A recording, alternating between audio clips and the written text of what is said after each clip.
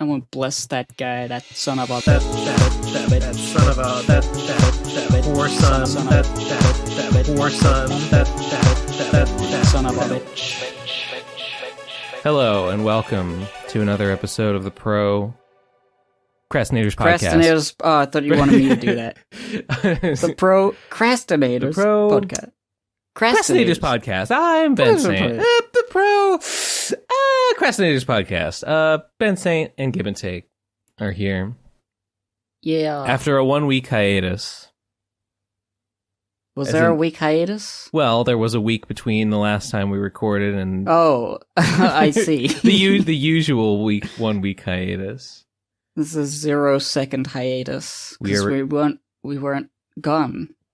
Well, we were recording we're a day just late. on schedule. Well, we're recording a day late because you were traveling or something. I was sleepy. Is the truth? That's the whole. Well, that's the whole thing. No, that's all there is to it. I was coming home from camp, and so we couldn't record the normal time. Was it? And it was going to be a later recording, but then I was like, ugh. Was it the Goonery?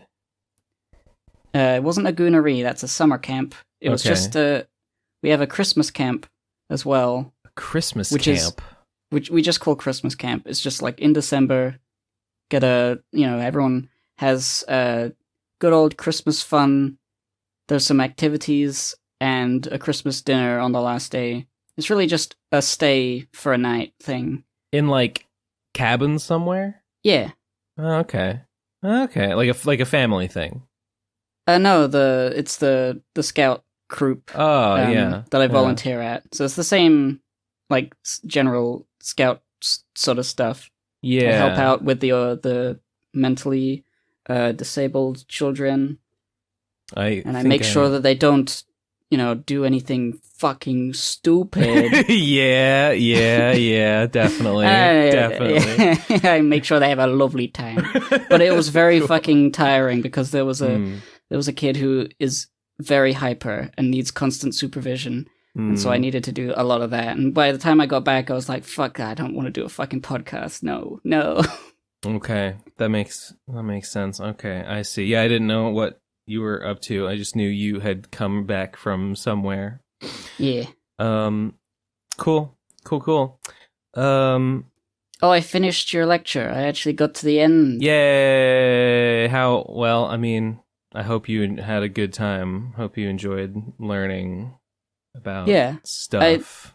My favorite thing is the connections from previous characters. Like the fact that, everything's so connected. Even though generally the lore is, or the story of each game is, you're a little guy and you've got to stop a certain number of similar guys that have different powers. Yeah. Go get them. And that's every single game, but the story and the lore is it keeps expanding on itself. Yeah. I do like how it goes from there are humans and they build robots, and then there's the whole thing with the Reploids and then the carbons at the end. Yeah. It's what would happen if robots became so smart? The thing about the carbons is that because they were made first, so it's really kind of tenuous to draw the connection. I mean, you can kind of see it if you take a step back and look at the whole thing. You can kind of see that they were doing something.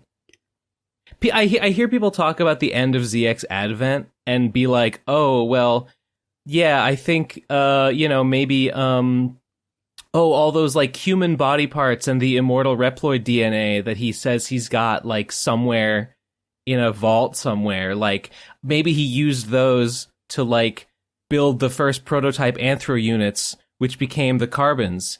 And it's maybe. Yeah, possibly. But who really knows? Because the Legends is XXXDX. Legends is it could be way 9,000, the year 9,999. It could be. But it was also made before. It was made before Zero. It was made before Into Creates started Zero and ZX. So basically, Capcom told them yeah, okay, here's Mega Man X. This is the canon. And then here's Legends. And we've decided that Legends takes place in the future. And we didn't think about it any further than that. So just go wild. And they were like, Inti Creates just kind of had to be like, how can we establish some connections between these two things? And they did an admirable job.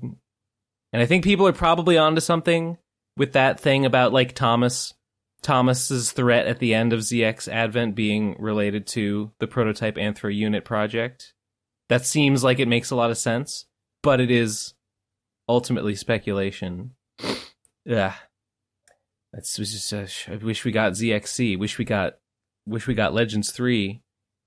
Yeah. Hearing from Twitch last week about the fall of Inafune was really. It's really depressing. It just gets more depressing the more I learn about it. Yeah, I mean, what is Mega Man currently at? What is a Mega Man? A mega pile of secret. A mega pile of mega lore. A pile of scrap ceratanium. Like he was fired, or I forget, but like basically fired from Capcom. Yeah. For his cheeky monkey behavior. For his cheeky monkey behavior. Of getting games made that are successful. And they didn't like that. But now, what is the IP of Mega Man doing? Has there been a game since he left? Or are they just sitting on it? Well, yes. After he left, which I think was around like 2008, 2010, something like that? Because that was when all the projects started getting canceled. Yeah, there was. I think after he left, they did Mega Man 9. Well, 9 and 10 and 11 have all come out in like not recently, but like I think those are all post Inafune. At least 11 is post Inafune for sure. Okay. God, has it been 12 years since Mega Man 10? What the fuck? I remember Mega Man, like, being talked about on YouTube early on, because, like, everyone likes Mega Man. I never heard about it before. I saw lots of, like, videos that YouTube poop music videos. You'd never heard about it? Never heard. Well, maybe I'd seen him in a gaming magazine, but I didn't have an NES or any of that. Oh, yeah, okay, yeah. I was growing up in the time where, like, Rayman was the hot shit and Tomb Raider was all over the place. I had a like computer. I had like a PC demo disc that had a bunch of game demos on them, and I had a demo for Rayman. I think the first Rayman, and it ran really badly on that computer. So I thought Rayman sucked ass because it was running at like 15 frames per second. The PC port of Rayman, I don't know if it was a bad port, but I remember trying to play that on a really shitty laptop, and it just wasn't very good. It was okay, but you know. I tried to play it, and I played it a bit, and it was quite hard, and the frame rate was bad, and I don't know if I ever beat the demo or if I just gave up on it. I think there were other games that I liked more. But yeah, I remember Mega Man 10 or 9. What was the newest? Like the old, it was newly made, but looks like an NES game. That was 9 and 10. Yeah, so I remember those coming out and everyone being like, "Oh my god, they're doing it!" Yeah, but it's old fashioned. I'm like, "Who's Mega Man?" And they said, "Shut the fuck up! Get out of here! Get the fuck out of our forum, you idiot!" They were right. They were right to say it. Or wait, no, 8 was the one. 8 was in 97 or 96. Oh my god. And then 9 was the first retro one, or the first recent retro one in 2008, 14 years ago. So not that recent. And then 10 was I think it was in 2010. And then they didn't do it for like literally 10 years. They just 10 was in 2010 and 11 was in 2018. They went 8 years without a new Mega Man game, and then they've gone another 4 or 5 years since then, or 4 years. But apparently there is, and I heard this in my Discord, apparently there is internal documents talking about something that is internally referred to by something called, and I hope I remember this correctly, I think it was called like Mega Man Tensei, and that's not an official name, it's just an internal name for something, but apparently whatever it is has the biggest budget of any Mega Man game ever made. So something is being worked on, which is very exciting. Omega Man. It's a new Mega Man. My and God. He's going to be Omega and O0. I can't think of another thing for zero equivalent. Well, there is Omega. Oh, I didn't know. You failed. This is a test and you failed. You got to watch the lecture again. Didn't you? But, yeah. When Dr. Vile, stole Zero's body and turned it into Omega as part of the El Piso project. Project El Piso. I forgot he called it Omega. Was that... Wait, what was the Zero that was like an empty shell, like it was just the body and the soul was somewhere else? Yes, that's Omega. That's Omega? Okay. It's not empty. That. It has like a soul, but it's just evil. It might be like Zero's original personality, or it might just be like a different entity. So it's unclear. Okay. But the new game will be called Omega LOL instead. It's gotta be, I feel like it's gotta be either Mega Man 11 or Mega Man 12 or Mega Man X9. Why would Mega Man 12 have such a huge budget, though? Well, it would be... If it's in an NES style. Well, it wouldn't, because, Mega Man 11 is not in the NES style. Mega Man 11 is like... They mod... Oh, have you not seen Mega Man 11? No, it's like... It's 3D. It's kind of got a new... It's pretty modern looking. I assumed all the new classic Mega Man entries were throwbacks. No, 9 and 10 were, but 11 was, they sort of modernized it. And, if you don't know, just like, I think we said this on the show, like a month ago, Mega Man 11 became the best-selling Mega Man ever for basically the series' entire history. Mega Man 2 was the best-selling Mega Man ever, and no other entry ever eclipsed it. And then 11 just did, which is like a huge deal.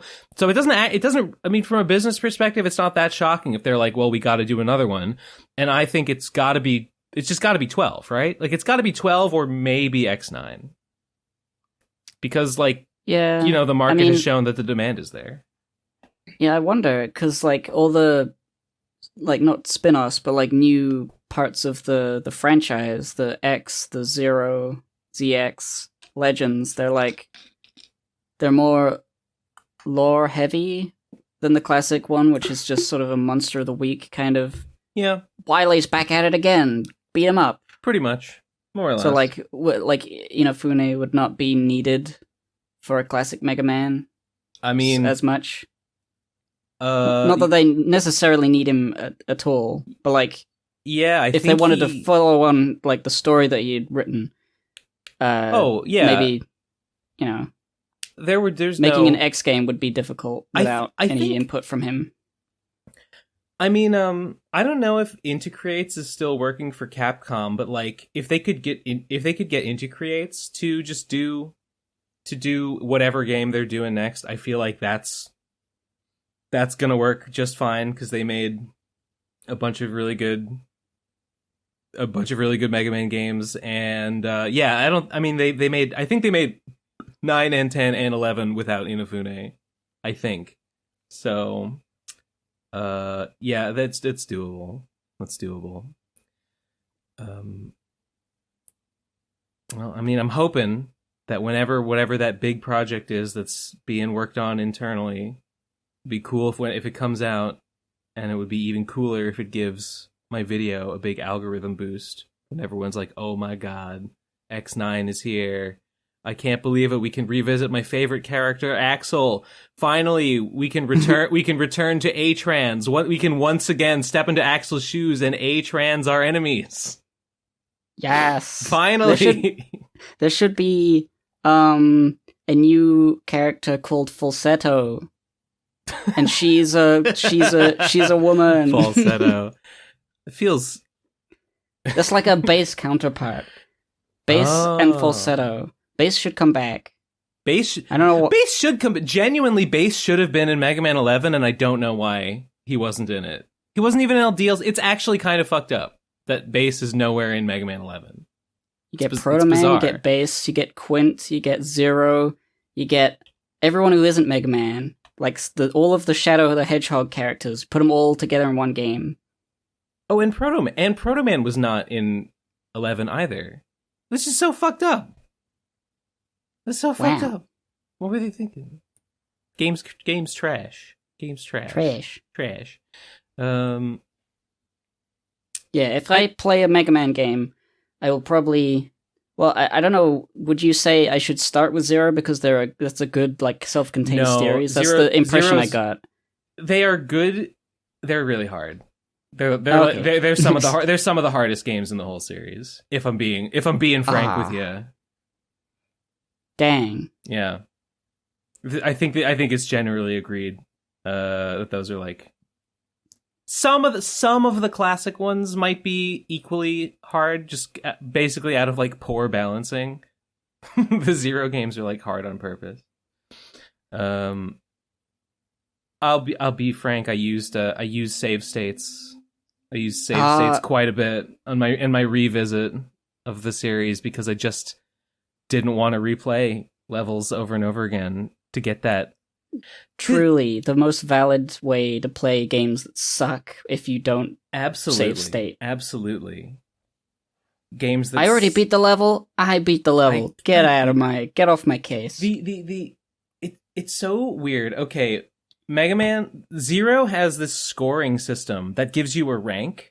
I don't know if I mentioned this in the lecture, but it's really funny. It has a scoring system that gives you a rank, and it gives you a code name based on a combination of your rank and on like certain metrics. Like if you kill lots of enemies, it gives you get one code name. If you heavily favor one weapon or another weapon, it gives you a different code name, and it can give you some really funny ones like Wounded Edge Boy, or stuff like that.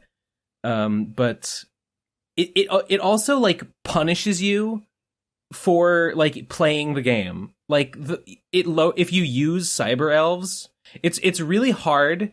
It's really hard to like get cyber elves. You have to feed them crystals, and they're very expensive, and they don't do that much. Like they're pretty minor buffs, except for the really expensive ones. So, but if you use cyber elves, it like hurts your rank, and the game's just like don't use the mechanic that we gave you to make the game easier. And in 0-2, it's really annoying because Zero 2 actually has a sort of Mega Man-esque, like you gain the enemy's weapon when you kill the boss. Like there are a bunch of like alternate attack modes that Zero can unlock, but you only unlock them if you beat the level with an A rank or better, like an A or S rank. And your rank is cumulative. So if you like start out doing bad, like if you get a C rank on the first level, if you get ranked badly on the first level, like even if you do better on the next level, because rank is cumulative, you still won't get the level because it'll average your ranks out and it'll be like, oh, well, you did an A rank on this level, but because you had C before, it averages out to a B. So sorry, you don't get the enemy weapon. So you go the whole game with a shitty rank and you don't get any of the alternate fire or like special weapons at all. And the game sucks. Game is fucking ass, and it's dog shit. Can you not go back? Is it like a and you can't go back. Game? No, you can't go back. You can return back to the level, but it doesn't give you like a new like rank because it's not like a mission, because like there's no boss at the end. It's just you just walk around the level and like find items if you want to. Oh, so that's the sort of game where like if you're doing badly, you just die and game over. Start again. It's perfectly none of the alternate like fire modes or the alternate attack modes are like game breaking or like that much better than the regular one. So it's not like it cripples you and makes the game really hard if you don't get them. It's just lame that you don't get them unless you meet this like very specific and somewhat arbitrary thing. You should just fucking get them for beating the bosses. I'm sorry. But it's perfectly doable to beat the game without that stuff. But they are helpful sometimes. Yeah.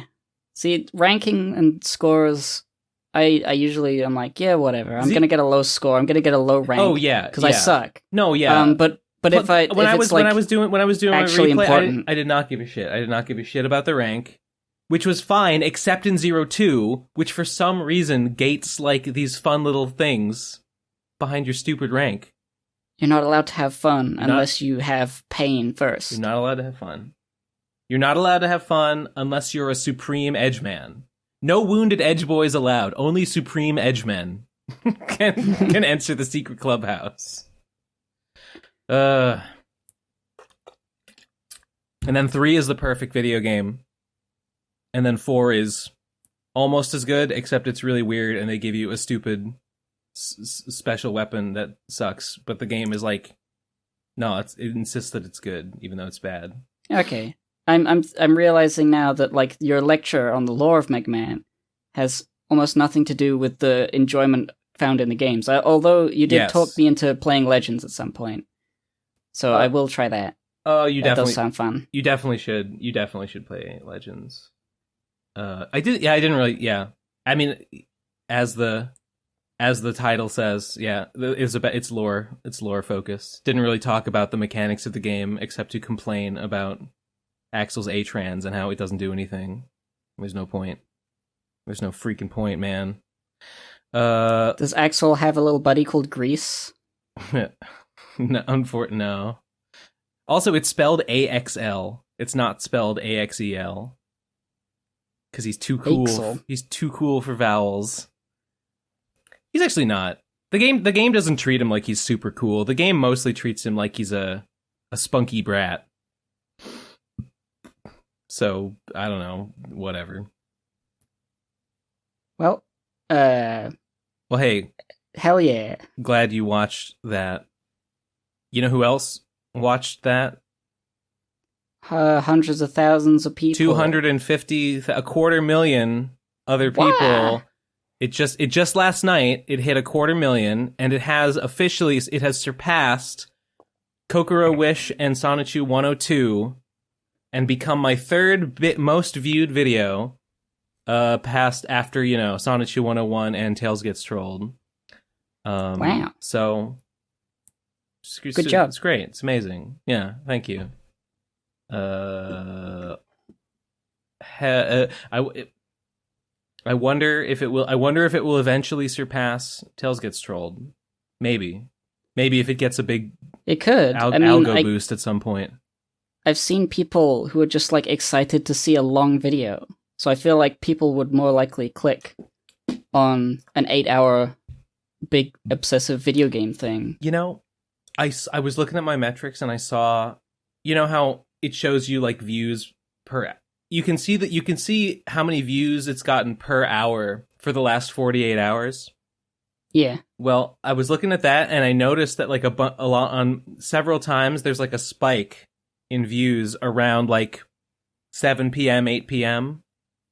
And I wonder if that's like, oh, these are the people that like use these videos to go to sleep. That's great. It might be. I might have said this already, but I don't get it. I don't really get. I can't use videos of someone talking to go to sleep. It doesn't work for me. But people say that they do that. So, I think that might be those people. Sometimes when I'm in bed and I've got my phone, I'll be clicking on YouTube videos, not necessarily looking for something to make me fall asleep, but I end up being sleepy. And then I'm like, oh shit, I wasn't paying attention to any of the last like minute. I should turn this off, and that's how I know when I should go to bed. But go to sleep, actually. I said in the video, like, leave a comment and I'll try to answer questions. But there's, like, so many comments. Did I mention that, like, the video's comment ratio is really high? Like, it's my most comment. It quickly became it's my second most commented video, and it's good. It's definitely going to get more comments eventually than the Sonichu lecture. Like, people just can't stop commenting on this thing. which is probably doing a lot for it algorithmically, which is nice. So I've tried to answer like some. I've responded to some, but like they just keep coming and they don't stop coming. You know. Do you have metrics for how long the average like view like watch time is? Yeah. Like where do people leave if they leave? I assume most people, like the majority, would stay for the whole thing, but just in chunks. I think it's actually I think people actually like tend to click off it pretty fast. Like I think the watch time drops off like really fast, like at the beginning, which is a bit sounds bad, but I mean whatever. I mean, I think it's mostly because you lead with the talk of lectures and the PCP and hey guys, I've made a video in a while. Yeah. Well, look, I'll show you the graph. Oh shit! Insider info. Eleazar, you can post it on screen if you want. We can public this private insider info if you want. It's fine. Where is it? Here we go. Yeah, as you can see, there is a big. I mean, every video is like this to some extent. There's a big drop off right at the very beginning. You know, it quickly falls to like 20% or so, and then it actually recovers a little bit. And I'm pretty sure that's people taking my recommendation and clicking the like skip ahead to where the actual game discussion starts. You know. So there's a 40% drop off of all people. So do you know how, if those people who leave very quickly, if they're counted as views?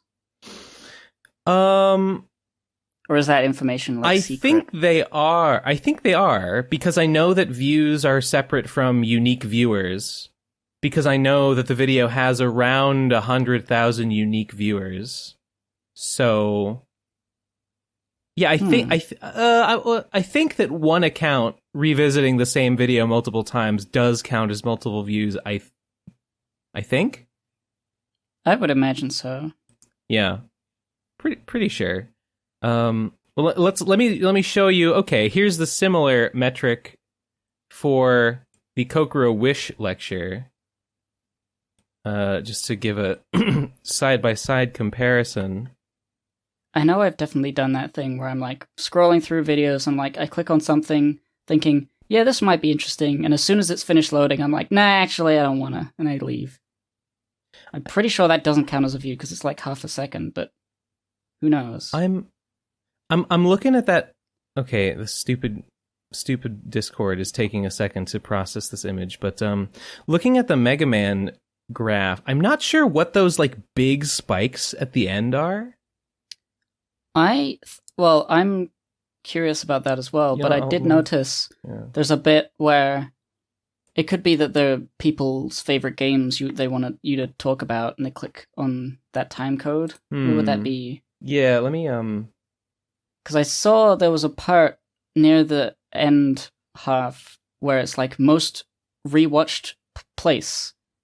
You know, the little bumpy line that sometimes videos have, where it's like, oh, this is the place that people always click on to go see again. It was near the end. It could be the similar place. Let's see. The first spike is at 6:03:31. Okay, so that first spike is around or slightly after Mega Man 04. It's in the Mega Man 04 section. Okay. And then the second big spike is at 6:33:11, and that is at what am I talking about then? 6:33. That's just before I start talking about Mega Man X7. But it's not at the exact like time codes. It's not the exact time when like you can click the little chapter starter and it starts the chapter there. So I'm not really sure. Maybe they manually click on the time code area. Like on the bar? Like an average of people clicking around there. Also, that spike. Also, I have not looked at the... Oh my god. Yeah, the view, like the viewer retention graph on the timeline is like, yeah, it's big spikes, like huge spikes, comparatively around, yeah, the end of Mega Man 04 and the start of Mega Man X7. Okay, or no. They love that. They love it. They want it. Whatever it is. Or it's X8. It's the start of X8. Why? It's not even at the very it's just kind of like towards the beginning / middle part of X8. That's the money zone. That's the hot spot. You know what the people want now. It's the part where I'm talking about like rockets and the orbital elevator. Huh. Weird. Crazy. Anyway, to the graph. Yeah. Like look at this. The Kokoro Wish, like the Mega Man lecture. Okay, now on the one hand, like the numbers are stretched out. So it might be a bit deceptive and it might be like, okay, like yeah, they both kind of drop off really quick at the beginning, but the Mega Man drops off much faster, but actually it's like kind of 8 times slower than that because the video is so much longer. But yeah, the Kokoro Wish like quickly drops to about 33%, and then there's that little kind of dip around the halfway mark. And you know what that is? What? That's the part where I show the little video, the game that she made, the little choose your own adventure game with the music. People skip through that? I think people skip through that. What was it called? Pretty Halcyon Halcyon Days. No. I was wrong. The pink girl. Fuck, I'm blanking on what the pink girl's name is. You know the one. Spinel. No. But she's got that name that means purple. JDR pink girl. YouTube. Help me. No, I mean Google, help me. Simply go to your own video. No, I don't want... No, what's the name? I don't want... All right, I give up. Gotta watch your own lecture. I can't give... The COVID brain fog has come back. No, this is the Mega Man thing. You've filled it with Mega Man knowledge. Now some other knowledge is gone. Heliotrope. Pastel Defender Heliotrope. That's the one. Oh. Phew. See, I know the name. I just haven't met the man. Well, you were... Yeah, you did. Well, maybe you haven't rewatched that video because you were there in person. I haven't rewatched the video. It's been a long time. It's I haven't the pink-haired, read like, the comic either. The superhero girl that's like the puppet that the guy put the glowing orb into. Oh, yeah, the sex doll that became his daughter, Lamau. Based. Anyway, yeah, there's a musical. Well, it's not musical, but there's a part where I play a like video, sort of like video game bit in the middle to show it off, and yeah, people click through that. And then versus on this one, it like immediately drops to like 20% or down to 15%, and then it recovers up to like 30-ish. What's that first little spike in the Mega Man? You mean not the one at the very beginning, but like kind of a third in? Yeah.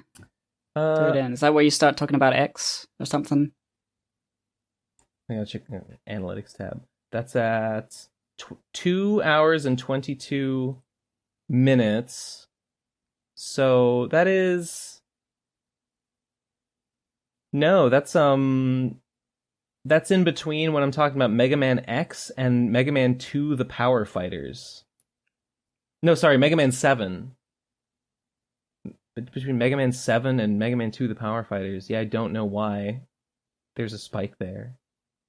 It's very strange. Oh, speaking of...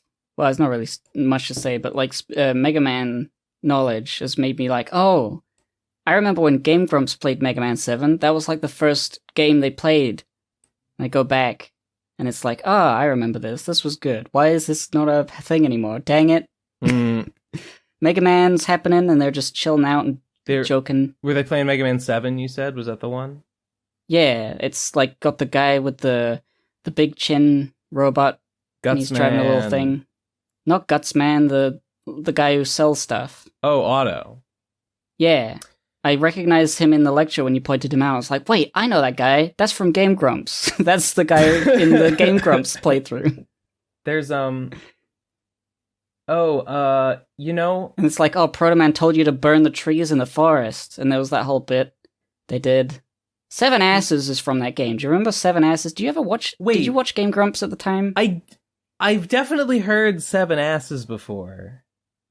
Yeah, it was a moment in the Mega Man 7 that I didn't realize it at the time, but I'd since realized that like John was playing and Aaron was looking up which tree to burn to get a specific item. Yes. But they didn't want to say they were like looking at a walkthrough. So John said, how much ass do you think Mega Man gets? And Aaron says, 1, 2, 3, 4, 5, 6, 7. 7 asses. And it's because it's the seventh tree, I guess. I might have watched that video because I definitely remember that. Or I might have seen it at a clip compilation or something. But, okay, the thing about Otto, and I'm hazily remembering this, I might get some details wrong, but I think it's in Mega Man... I think it might be in the one with cutscenes? Or it might be in... No, it's in... I think it's in one of the X games. It might be in X4. There's like an anime cutscene, and you can see Otto in one of the cutscenes.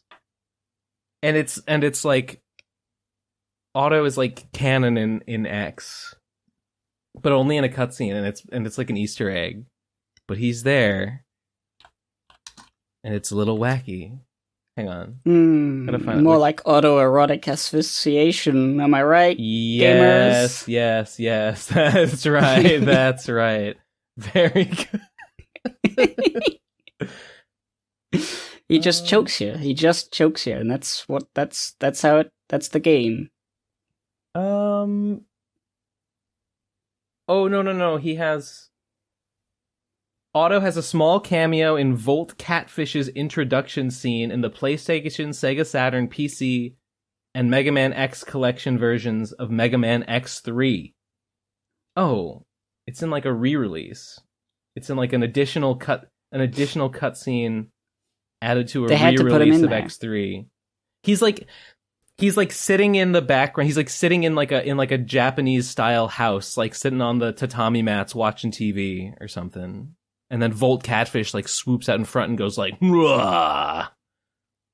Die, Volt Catfish, die." Okay, that's debatably canon. I'm not. The fact that it's a remake makes me mistrustful. Remake, more like P-make. I urinate on this game. I love when my video gets views, and I love money and power. I love clout. That's just what Dr. Wily would say. Yeah, well, what of it? Maybe he had some points after all. But what would Ye say? Ye would say, "I love Dr. Wily. There's some things I love about Dr. Wily." He made some good points. He was just looking out for his robots. He made some mistakes, but haven't we all? I'm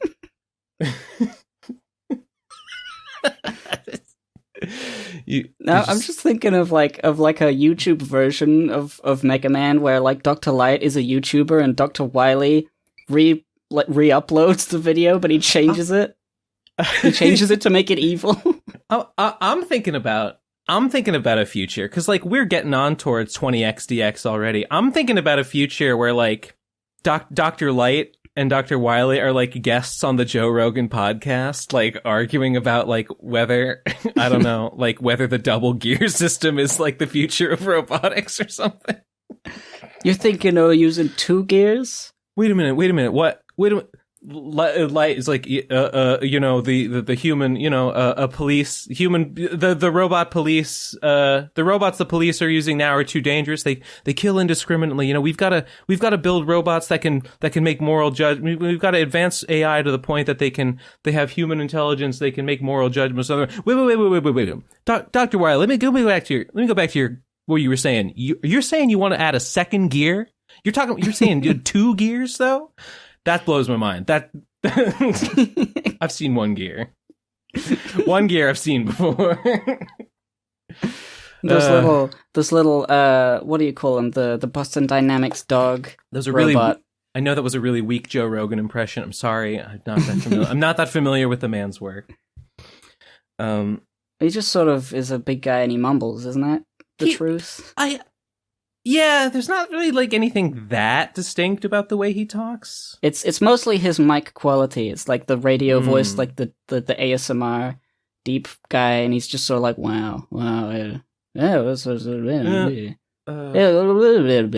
Joe Rogan. That's really important. That sounds like your team is doing really important work. Hey, you guys ever try DMZ?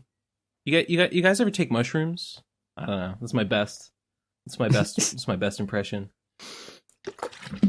Dr. Light would make the little Boston Dynamics robot to stack books on shelves. Isn't he a good boy? Isn't he a good dog? Mm-hmm. Yeah. And then pretty good dog. And then Dr. Wiley would make it pee and take a shit all over the floor. We've added poop and pee technology. to bring humans and robots closer than ever.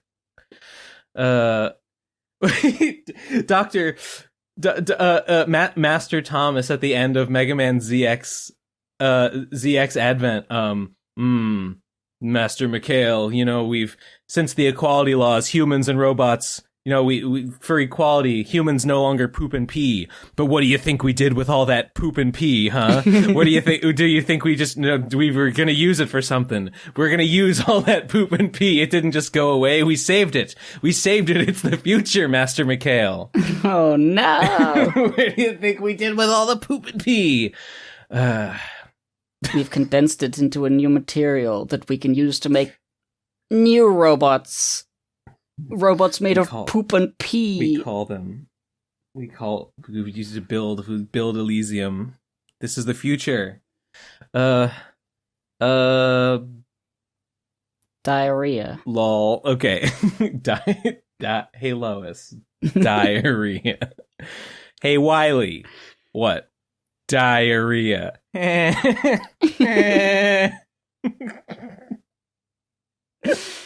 Mega Man has infinite possibilities. And this is what we choose. That's why his name is X. He doesn't have a code number. He doesn't have a Wily number. He has the variable X because he can be anything. Gib, do you understand? Could there not be a Mega Man Y?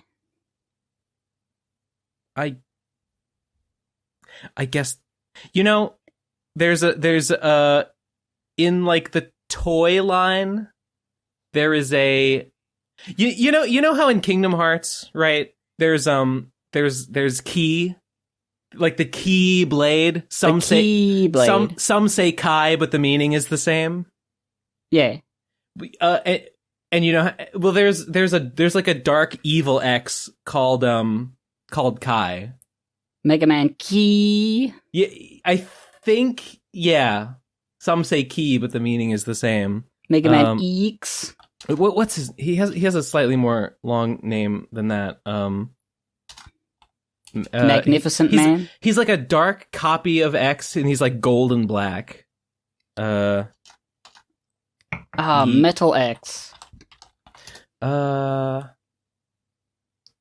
Wait a minute. Okay, there's also, oh god fucking damn it. In the cards, in the Mega Man, in the Rockman X Mega Mission card series, there's one called, how the fuck do you pronounce this? Okay, alright. So X, his name in Japanese is pronounced Ekusu, right? Like it's just the Ekusu. Japaneseization of the pronunciation of the letters, Exu. Well, this guy is called, what the fuck? This guy is called Ikusu, and it's spelled like this. It's spelled like this. Eeks. So this guy's from the card, and he's an evil doppelganger of X, right? And then there's, okay, well, you could read that as 9 because of the Roman numeral. I think that would be going against the wishes of the creator. And then there's this guy who is from the toy series, and this guy, okay, in spite of the way his name is spelled, his name is just pronounced Kai. It's not pronounced X Kai or Ki Kai. It's just Kai, but you spell it like that as though you're meant to say it twice. Kai. And this guy he's not a doppelganger. He's a prototype copy. He's a prototype copy of the original X. So maybe he's related to Copy X from the... Are there more fucking Mega Men than there are Pokemon? Like, there's so many of these guys. No, there's not 1,000. There's not 1,000 different Mavericks or Reploids. I'm gonna have to say probably not. I mean, I guess there are lots of like generic background Reploids. So but I like don't know if those count. All of the ones in the lecture is just the ones in the video games. But then there's I guess a card game and like the comics and most of those are repeats though.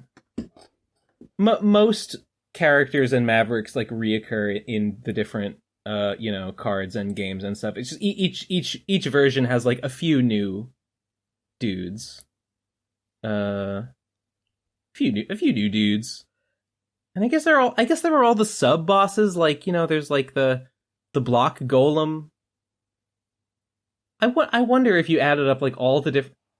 I mean, if you added up all the different enemies, there probably are more robots in Mega Man than there are Pokemon, because each Pokemon is like a little bit more robustly fleshed out than a rank and file enemy in the Mega Man series. Or like a little propeller with eyes from Mega Man. Like, yeah. 2. Or just a little Met.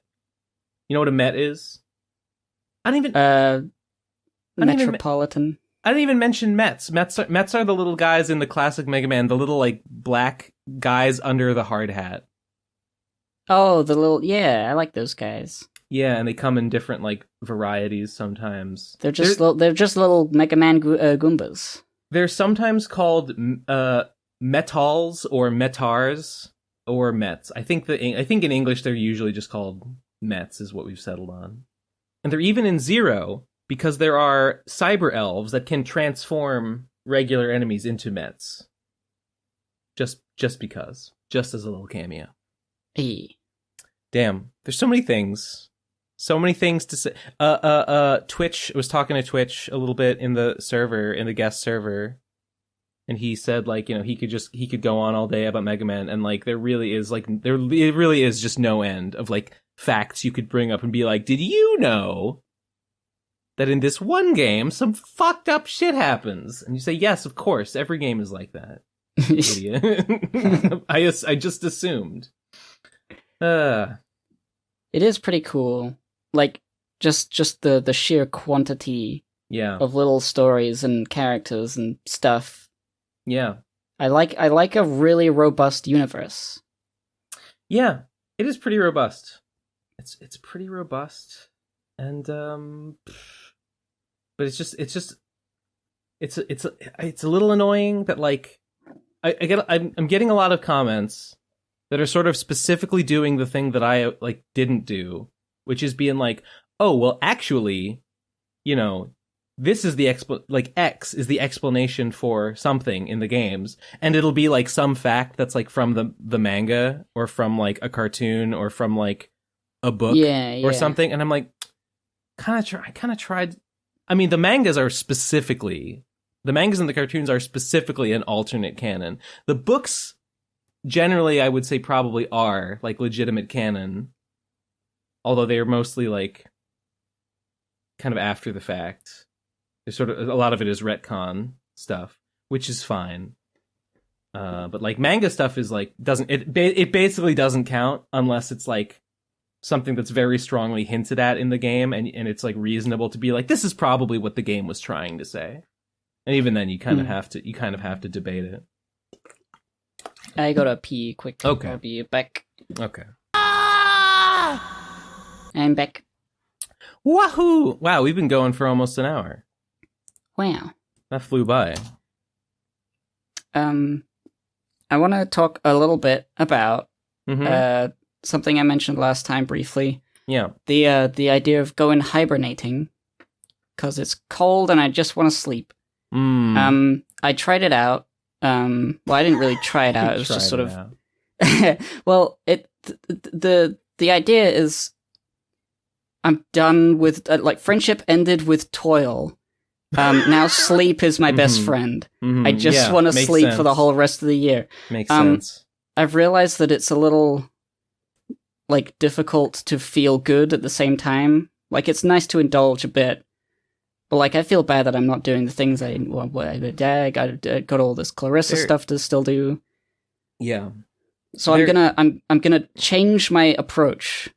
Hibernation Nation is still happening, but it's not so much that I'm going to stay in bed, but I'm going to turn everything into a bed. I'm going to extremely comfify my lived experience. I'm going to wear blankets everywhere. I'm going to move my bed, and I'm going to get all my plushes and blankets and pillows and put a big old like crash pile in the middle of the floor. I feel like I need that. I need to be able to just crawl into that and then crawl out of it without too much trouble. And it's different from going to sleep, because you can't really sleep on that, but it's nice and comfy. I'm going to try and make comfy like the default state while I can do work at the computer and elsewhere.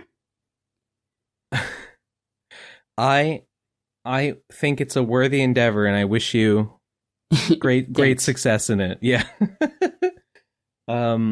It's just so cold. You wake up and have you considered getting a space heater? Space is too big. Just get a little space heater, put it in your room. That's what I do. My room is, I mean, sometimes it gets a little chilly.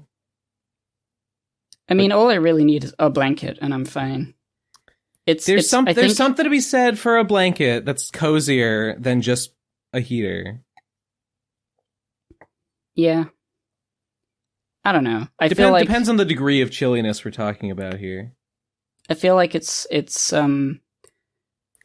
like my wishes are to feel comfy all the time, but I will only feel happy if I'm also getting some stuff done. So I just need to be comfy while I'm working. And making my room more comfy is a good way to do that. I understand. Wait. Ugh. Had to bite off my pinky fingernail. You understand. No, I do not. Oh, well, sometimes you just got to do it. I looked at my nails and they're fucked up, but why? It's nothing. I had nail polish on, but they're starting to chip, and so it looks like my nails are like cracked, but they're all right. I gotta go to the dentist. I've been saying for years now that I need to go to the dentist.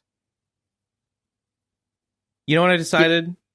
What I decided I'm going to do? I had a genius idea. One of the reasons I've been putting off going to the dentist because I was like, I don't know how to sort out insurance because like I don't have a like big boy real job. So I don't have like employer provided dental insurance. So I'm like, well, should I get some kind of private insurance? And I looked into it, and every private insurance company seems like they don't do shit. They seem like garbage. And I'm like, okay, well, I don't know what to do then. But I realized, you know what I can probably just do? I could probably just call the dentist and ask them, what insurance should I get that will cover, you know, routine procedures like cleaning and maybe like cavity filling? Because we're on the same team. We both want the same thing. We want an insurance company to give them money. I could probably just call them and they'll just tell me, oh yeah, get this. Get this, it'll cover all that stuff. Have you did that yet? Have you done that yet? Not yet, but it was just a couple days ago. I was like, well, I could just ask them. I haven't done it yet, but I'm going to do that. I hope that works, because that should be an easy way to do it. I feel like it's I've arrived at a reasonable conclusion. I feel like they'll want to help me with that so that I can pay them. My teeth look like shit. My teeth look terrible. I hate them. They're like so dingy. They're yellow. They're yellower than they used to be. And I hope that get some paint. I hope that if I get them clean, they will look better. I hope that if I get them clean, they will look better like I remember them looking and not all dingy and crappy. I hope it's a temporary state of affairs. But I'm actually scared. I'm actually scared they'll go to the dentist and they'll clean my teeth and I'll look at them and I'll be like, oh, they still look bad. Haha, my life is over. So I should just not go to the dentist to avoid that. Yeah, avoid all possible bad things. Never leave your house, never do anything. Yep. Foolproof. Can't fail. I think I mentioned in the PCP chat that I had a battle of wills with my old landlord this week. Oh yeah. Yeah, you said something about that. Yeah. Can I give you the quick version of what's gone on with that? Yeah. Okay. It's I knew this lady was not trustworthy. Everyone else that lived in the building that I talked to said, you're not going to get your deposit back. She's going to try and like scam you out of your deposit. She's going to make up some fake shit. You're not going to get your deposit back. And I'm like, well, that sucks. So I deliberately did not pay my last 2 months of rent. 3 months, actually. Well, because, I mean, I had already paid last month when I moved in, and she had a security deposit. So I was 2 months behind on rent, but she had the deposit. So it was really only 1 month behind, sort of.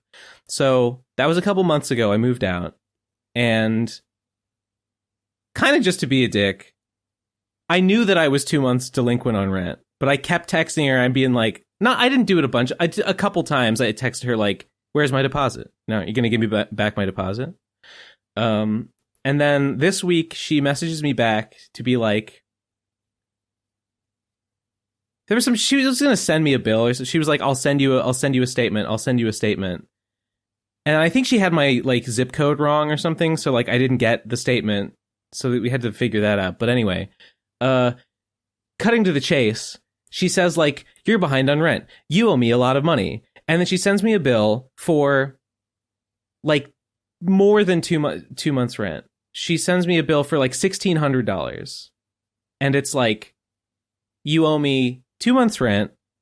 No, 2 months rent minus the deposit. So she did include the fact that she has my deposit, and that went towards rent. So that was good. But then she also included like $100 and something for a cleaning bill. Something else, $250 for damages to the window, which means, okay, when I moved in, there were like some metal bars across the window and I couldn't put an AC unit in. So I asked this, I literally asked the like super or whatever, the supervisor, I asked him, can you get these bars off? And he was like, sure. And he took the bars off so I could put my AC unit in. So I didn't even do that. The fucking property manager did that. So that's outrageous. And then the final straw was like, I think it was like $500. She wanted like $500 in late fees for the payment being late. And yeah. And that's like, that's most of a month's rent. And here's the thing. I have read the law. I have read Massachusetts tenant law. In Massachusetts, landlords can charge a late fee, and it is not technically capped how much they can charge, but they cannot charge a late fee until rent is more than a month late, which, to be fair, this latest month is one month's rent is, but she was charging for 2 months because she was including both of the months that I didn't pay, but one of those was covered by the deposit, so it really doesn't make any sense to charge a late fee for that month. And then on the other one, okay, the lease stipulates that there will be a late fee after a week, which is illegal. That's not what the law says you're allowed to do. And then it says there will be an additional late fee after a month, and the after a month late fee that it stipulates is $250, which is outrageously high, but even that outrageously high amount is for the entire house. Like, it's for everybody living in the house, not just for me, one guy, one of 5 guys living in one room. So the fact that she tried to charge me that amount, like twice, for two different months is like completely ridiculous. So I have to do this. So basically, I go into attack mode, right? I go into like rabid dog, backed into a corner, mode, and I just like lawyer up. I'm gonna call lawyers. Like, I'm gonna take you to court over this. Like, we're like, fuck you. And she's like, I'll sue you for this. I'll sue you if you don't pay. What do you mean you're not going to pay? You're a bad person. I'm going to sue you for discriminating against me for being Indian. She said that. She said you're discriminating against me for being Indian. There's a long text thing, and she got really defensive. I know in my heart, and I told this to her. You don't want to take me to court because your lease is illegal. You've broken the law a bunch of times. I have text messages of you requesting late fees when they are not legal. I have text messages of me requesting you to give me a copy of the lease, and you did not give it to me. You refused to give it to me, even though I asked you for it. That's illegal. You do not want to go through what you will go through if this goes to court. I probably could just simply pay her nothing. I probably could just not give her anything, and there would be nothing she'd be willing to do about it. And I told her that. And she got really mad. She said I'm disrespectful. Said I'm discriminating against her for being Indian. And I said, no, I didn't even respond to that because it doesn't even merit a response. But anyway, the long story short of it, the ultimate conclusion is that, yeah, I bullied her into I'll pay the rent that I owe, minus the deposit, which she already has, and I even agree I'll pay the $100 cleaning fee, and then like another like $100 late fee or something. So I expected not to get my deposit back at all, but in the end I am getting it mostly back, minus like $200 for the cleaning fee. Is honestly kind of fair because, yeah, the place was kind of a dump when we all moved out, so I'm not even mad about that one. Wow. The late fees a little bullshit, but like whatever. I talked her down from $1,600 to like $900, so like I don't care. So that's what happened. This woman is a demon. She's a vampire. After I send her the bill, I might take my I might try to like report her to some bureau or something. Because she's definitely like a scammer slumlord who is like breaking the law. And she definitely does this to all her tenants. She definitely bullies them all into giving her ridiculous late fees. And I'm sure most of them do not have the financial security that I have, that they can like play this stupid game of chicken that like if they lose, they might go to court and they might, have to. She said like, oh, I'll sue you for double. I'll sue you and the courts will make you pay me $3,000. They'll make you pay me double in the end. Don't do this. And I was like, no, you're lying. I know that won't happen. Die. Wow. That sounds. I mean, I'd be fucking scared. It was. I was a little scared because, like, what if she? Like, I know that she won't actually take me to court. I'm confident she doesn't actually want to do that. But I was afraid that she might take the bill and send it to a collections agency. And I was afraid of that because if it went to a collections agency, then it might be even whether it's like, I didn't think the bill is legitimate, but like, I was wondering, like, even though the bill is legitimate and all these fees are just made up, can she just send that number off to a collections agency and have them like, and then they report it to a credit bureau, and then my credit that's like the worst thing that can happen to your credit score. And I have an immaculate credit score. And I would be so mad if like I lost my incredible credit score because this devil just made up a bunch of fake fees and told a credit bureau that I owe her that money, and they just believed her. That would make me so mad. So that's what I was really scared about, was that happening. I knew that I would win in court because I had records of her like breaking the law and stuff, violating like tenant agreements. So I wasn't that scared about that. I was afraid that she would try to go through with it, even like without knowing that she would definitely lose, but in doing so would harm me on her way down, basically. Yeah, you don't want to ever try to get justice because you'll go broke. You'll get bankrupt. Yeah. I'm sure that when she does this most of the time, people do not want to risk that, and they just like, yeah, because the other guy that lived there, he just didn't get his deposit back. Like he moved out, and she just kept his deposit, and I'm sure she said like, oh yeah, late fees, oh yeah, cleaning fees, oh yeah, there was damage to the room, yeah, I gotta keep your deposit, and like. She's just a thief. She's just a thief and a criminal, and she should be in prison, in my opinion. I don't know. It's almost like you may as well trash the place. Yeah. You may as well do break as many rules as you want because it's not going to make a difference. Yeah, definitely. Good. I think that happened to me. I mean, when I was at uni, or as in a shared house, but nobody was really willing to do like the bins, and we were all lazy, I guess. But like the bins did pile up; there was rubbish everywhere. So I understand that he took my deposit. But he also was a scary old man, and I don't think he liked me or anyone. I didn't think he liked human beings, because it was a university area, so like he's probably tired of those darned kids. And he had a point, because we didn't clean up anything. Who wouldn't be tired of those darn kids? Yeah. There's a fucking situation in my house right now is that there's no toilet paper anywhere, and like I bought a huge case of toilet paper. I bought 24 or 36 rolls or something a while ago. I just bought it and I let everyone use it, whatever. And it got used up. And now it's been like a week where there's like barely any toilet paper. And I'm just kind of waiting for someone else to get some, and nobody else is getting any. They're just sitting around with their poopy butts.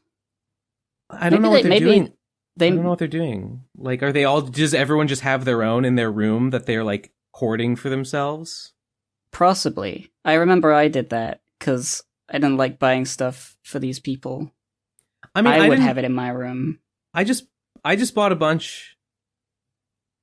You know what? I feel like a kind of like an idiot because like I did it once and nobody thanked me for it, and now nobody else is stepping up to do it. So yeah, I guess I'm kind of a rube. I guess I'm the fool if I do. But like, I kind of just want to. I don't know. I'll probably just do it again. I just hate that. Yeah. Everyone's got their own secret toilet paper and their own whatever. It's fucking idiots. Grow up. Just grow up. I'll do it. I don't care. Be like $25. Give a shit. Annoying though. It's just the principle. It's just the principle that really okay. Everyone else is happy. It's what is it? You know that meme? It's like a political cartoon. It's like a guy standing on a podium, and it's like, who wants to stay hydrated? And everyone like raises their hand. And it's like, now who wants to actually drink water? And like nobody raises their hand. You know what I'm talking about? I haven't seen that, but I get it. Yeah, well, it's like, yeah, I don't know. Who wants to wipe their ass? Everyone. Yeah, who wants to buy toilet paper? Nobody.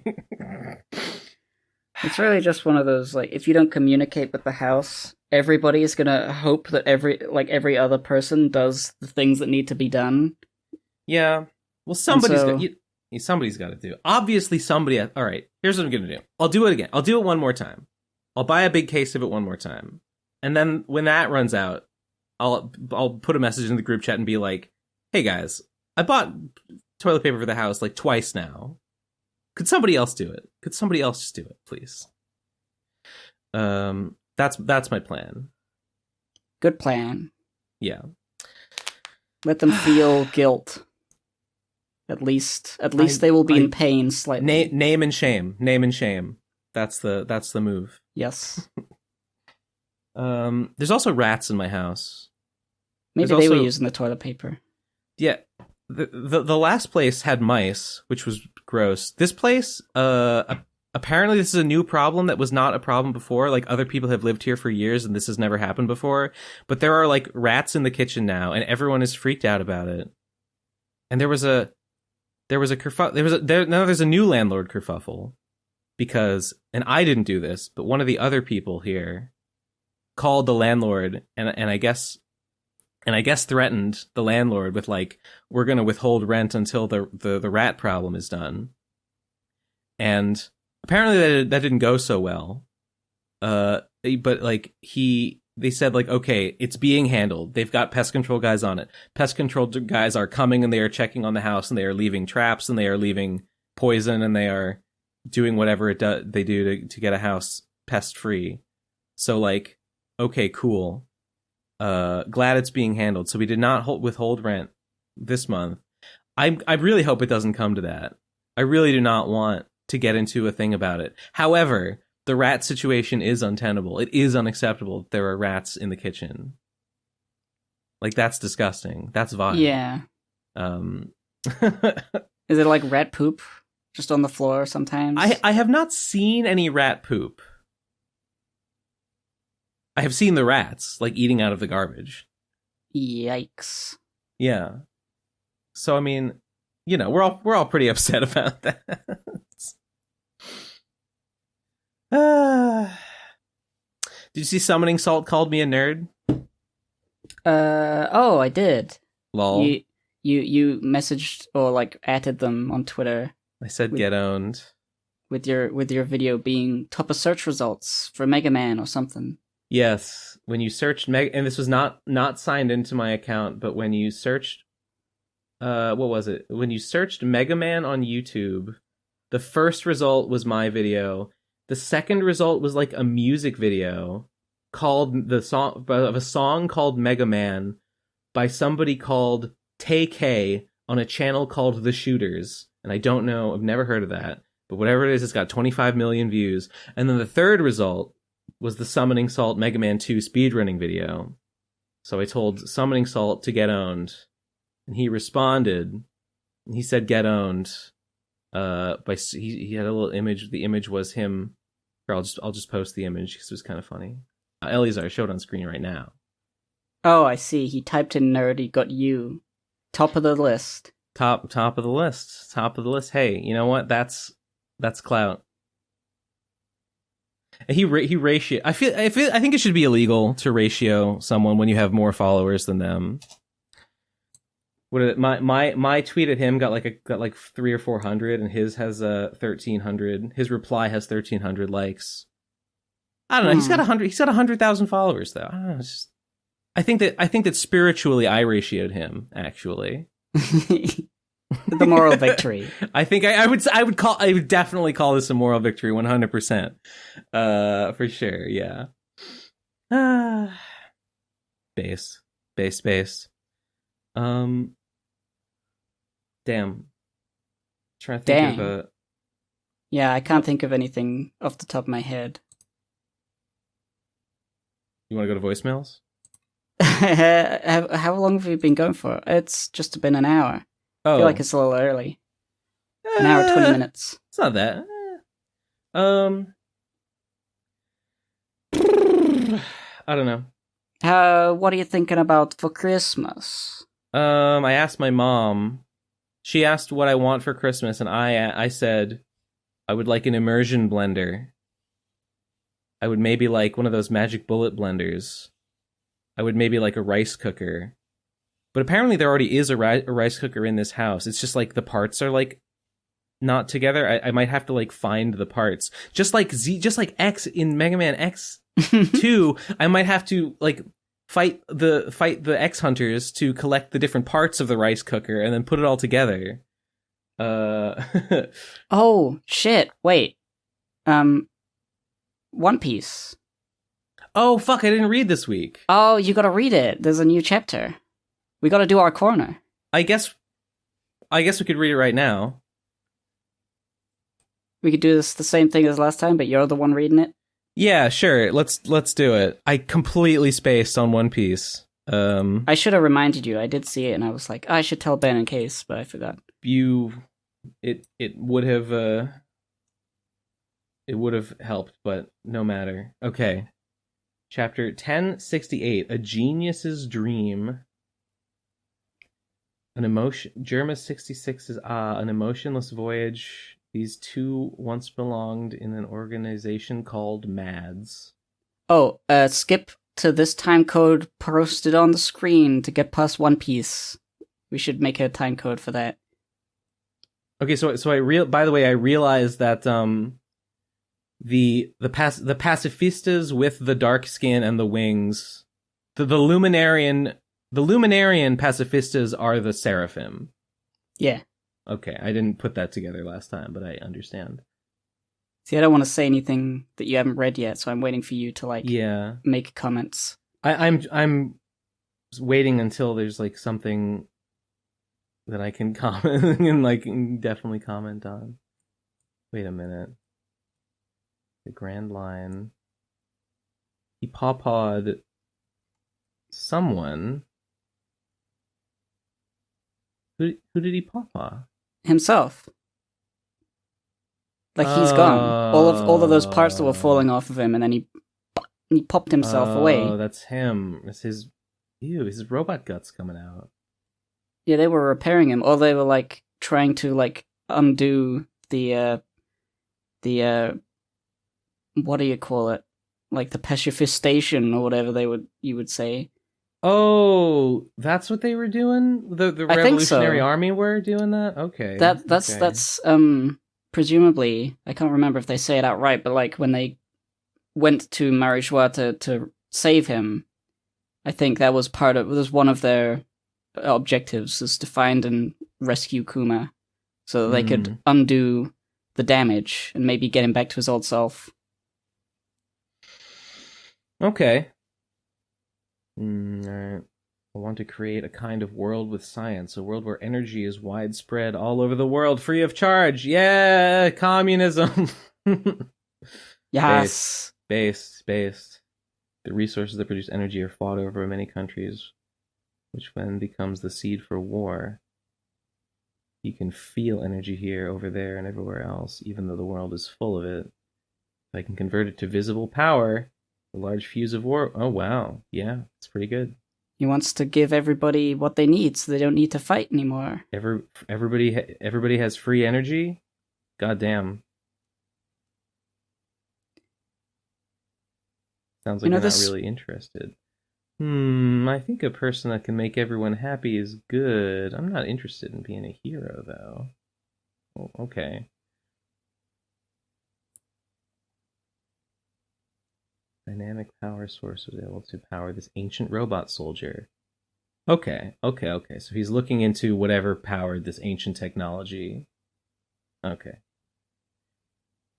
Yeah, this is Mega Man Legends right now, and this is they found ancient something or other. Oh, it's a refractor. Oh, okay, thank you for putting it in terms that I can understand. Oh, okay, it's like a quantum refractor. Okay, no, gotcha.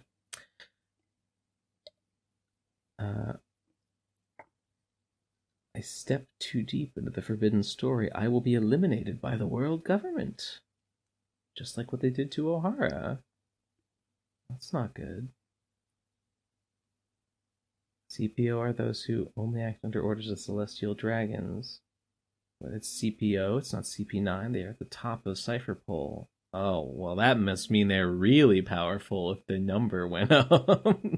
Well, the number went down. It's CP0. Oh, right. It's so wacky that they don't even have it listed. Everyone thinks it stops at CP9, except now everyone knows. Because it's no longer a mystery to the reader.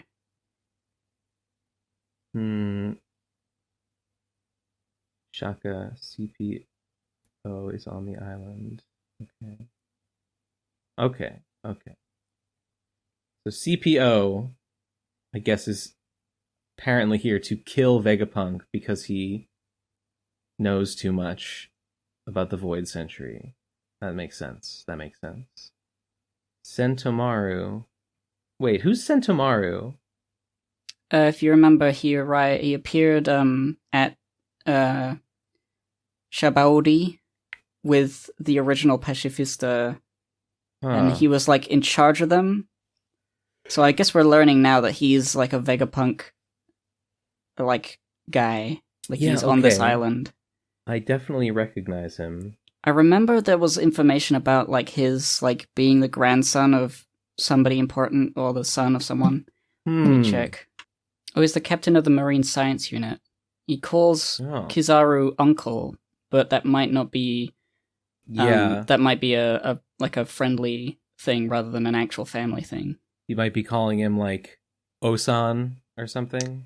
Is that the word for like an Ojiki? Ojiki? Yakuza family father boss. Yeah, it could be that. But he's a Marine boy, and he's a Vegapunk Marine science officer person who can control the Pacifista for some reason. Maybe just that they've been programmed to accept his orders. Rokugan is the finger gun, right? It's when they shoot the little... I can't remember. I remember Shokugan. It looks like he's kicking her in the face or something? It looks like he's tell exactly what he's doing. He's jumped, and his legs are like, his knees bent, and he's got his... Yeah, he's probably doing the finger thing. Or like just punching really hard. Okay, alright. So CP0... I'm gonna kill Vegapunk. Damn.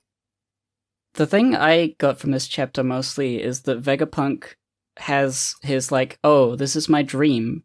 And, you know, those Straw Hat Pirates don't have an old man on the crew yet. Maybe this is like a new crew member, or at least it's certainly going to be temporary. Okay. Certainly going to be temporary on the crew for like a while after this. Possibly. You know what? I didn't even think about it, but like, yeah, that would be awesome. That's so awesome. Vegapunk rules. Vegapunk's so good. He's so cool. I hope he becomes a permanent design. If we're having like stupid new team members, Vegapunk. Yeah, please. Yeah, it's because we'd not known enough about Vegapunk's like wants and like why he's working with the world government, and it's, you know, last few chapters is like, oh, it's because in order to pursue science, you need a lot of funds and you need a lot of, you know, freedom to work. Yeah. And so the world government can provide that for him, and that's the only reason. But he's getting close to some secrets that he shouldn't, and so just so happens, as the Straw Hats arrive, that he needs to get out of there, and he's going to be killed otherwise. So, like, it's perfect time for him to stop working with the world government, start being a pirate. Yeah. Certainly gonna be like... he's already an outlaw, I guess. Yeah, he's currently CP0 is like implied to be super secret so that even the Marines don't know about them. So like this is like an assassination attempt.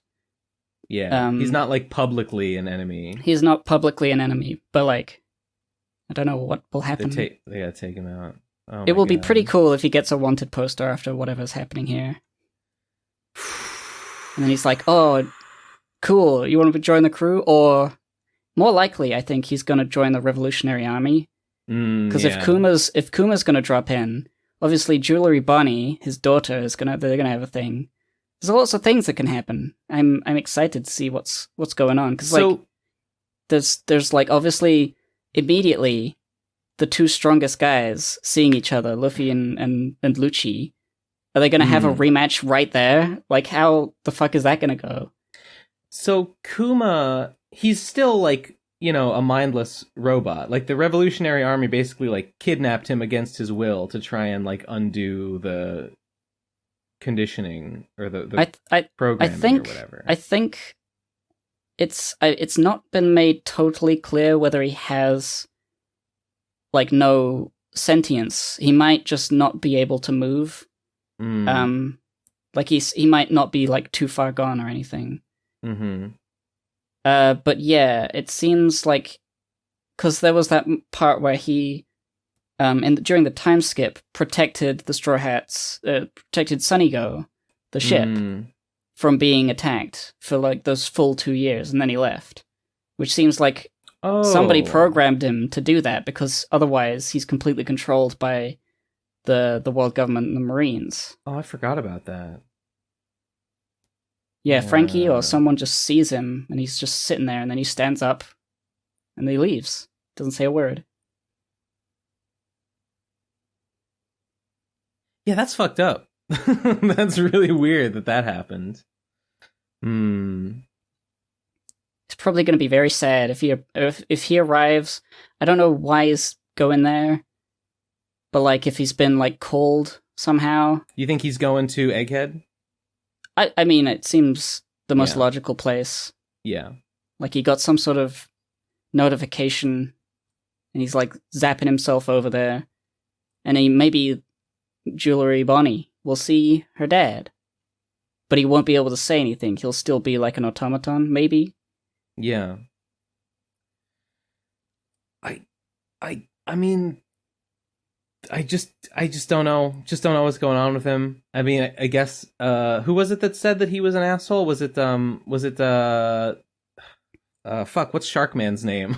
I'm forgetting his name. It was Jinbei was the one that said like he was like a tyrant. He was like a douchebag king. But now he's like he's been reprogrammed for the Marines. But also, he seems to like secretly be working on behalf of the Straw Hats, and more like the Revolutionary Army. Yeah. Which maybe from Dragon somehow or Vegapunk. Yeah. Some deep code inside him that allows him to do good still. Yeah, we're gonna learn a lot more about all that tragic, for sure. Yeah. I mean, hype. I think Kuma's pretty cool. I'm interested. I'm really These Vegapunk revelations are pretty cool. Pretty exciting. Pretty like. What's his role gonna be? Yeah, he might. I could see him joining the Revolutionary Army for sure. So fucking base. It's fucking epic. It's awesome. I notice in there's that one panel where the seraphim that they were returning bear that looks like Kuma. Yeah. They called it like B-Bear or S-Bear or something. S-Bear. Like seraphim bear because Kuma's a bear. Yeah. I do notice that he is shaded is to have darker skin, so you were correct, I think. Sometimes he is. It's kind of inconsistent panel to panel. Which panels are you looking at? We'll look at this one. He's not shaded here. I think he is. No, he kind of is a little bit. I see it. It's faint, but it's probably like a bad scan. Yeah, because like it's not pure white like it would be if it was just unshaded. I feel like there's a halftone in there. Oh wait, okay. This is like because you see his hair is like white and it's lighter. Okay, we're doing phrenology on this Kuma clone. Well, his hands here look like they might be shaded. I'm trying to find one that's clearer because. Okay. Well, the point being, the similarities to King having the black wings and the white hair and the darker skin. He does have the white hair for sure. Oh, that one I didn't notice that one. Yeah, that's just not. This one he does not look shaded. All it's gonna take. All I need is one panel where it's like very clearly like they definitely like made a visible like shading to differentiate his color. All I need is one example, and I'll be like, okay, I'm sold. I don't need. Whoa. Sorry, I was sneezing. Did it sound loud? Yeah, it did. Okay. But like muffled, distant. I muffled it with the blanket. I think it's probably the case that he looks like a Lumerian, but I feel like none of these panels show it very well. But we'll wait and see.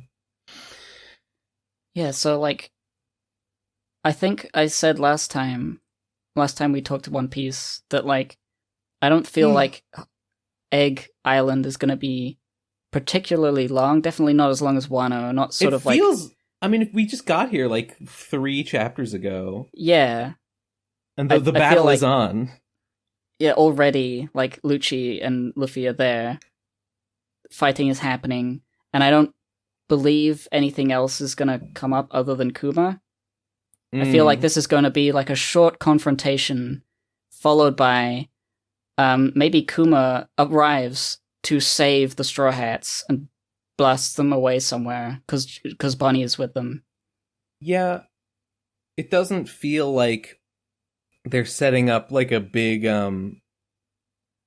sort of like sprawling backstory that all culminates in a big like battle like they did with Wano or anything like that. Yeah. Although I am curious, I wonder if like the different do you think there's anything more to like the backstories of the different Vegapunk pieces that like or just no, he just made them. I mean, I think it's a lot of it's been explained by him saying this island has some ancient technologies, and I derived a lot of my science stuff from what we found. And that's just sort of like, that's how he's so smart and has so many good technologies. Also, my brain is this giant building.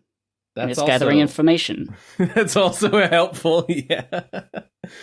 Because what's interesting here, that their ship, the CP0 fucking ship, was eaten by the sea beasts, sea beast guys. Is that what happened to the ship? Yeah, because Lucci said, I know we won't be able to, like, as soon as we attack, our ship will be destroyed, so we gotta get on there quick. And so they abandon their ship so that they can get in. Did the ship get destroyed? Yeah, if there's a thing with, like, what's the word? Not real, not man-made sea... Artificial? No. Artificial. Artificial sea beasts. Yes. They ate it. And I see them, like, looming around the ship. But there's a panel later where it's shown that they're doing that. I believe you. I believe it. I'll just take a little screen grab. Yeah. It's what's his face. Speaking of Mega Man, some of these guys do look like Mega Man enemies.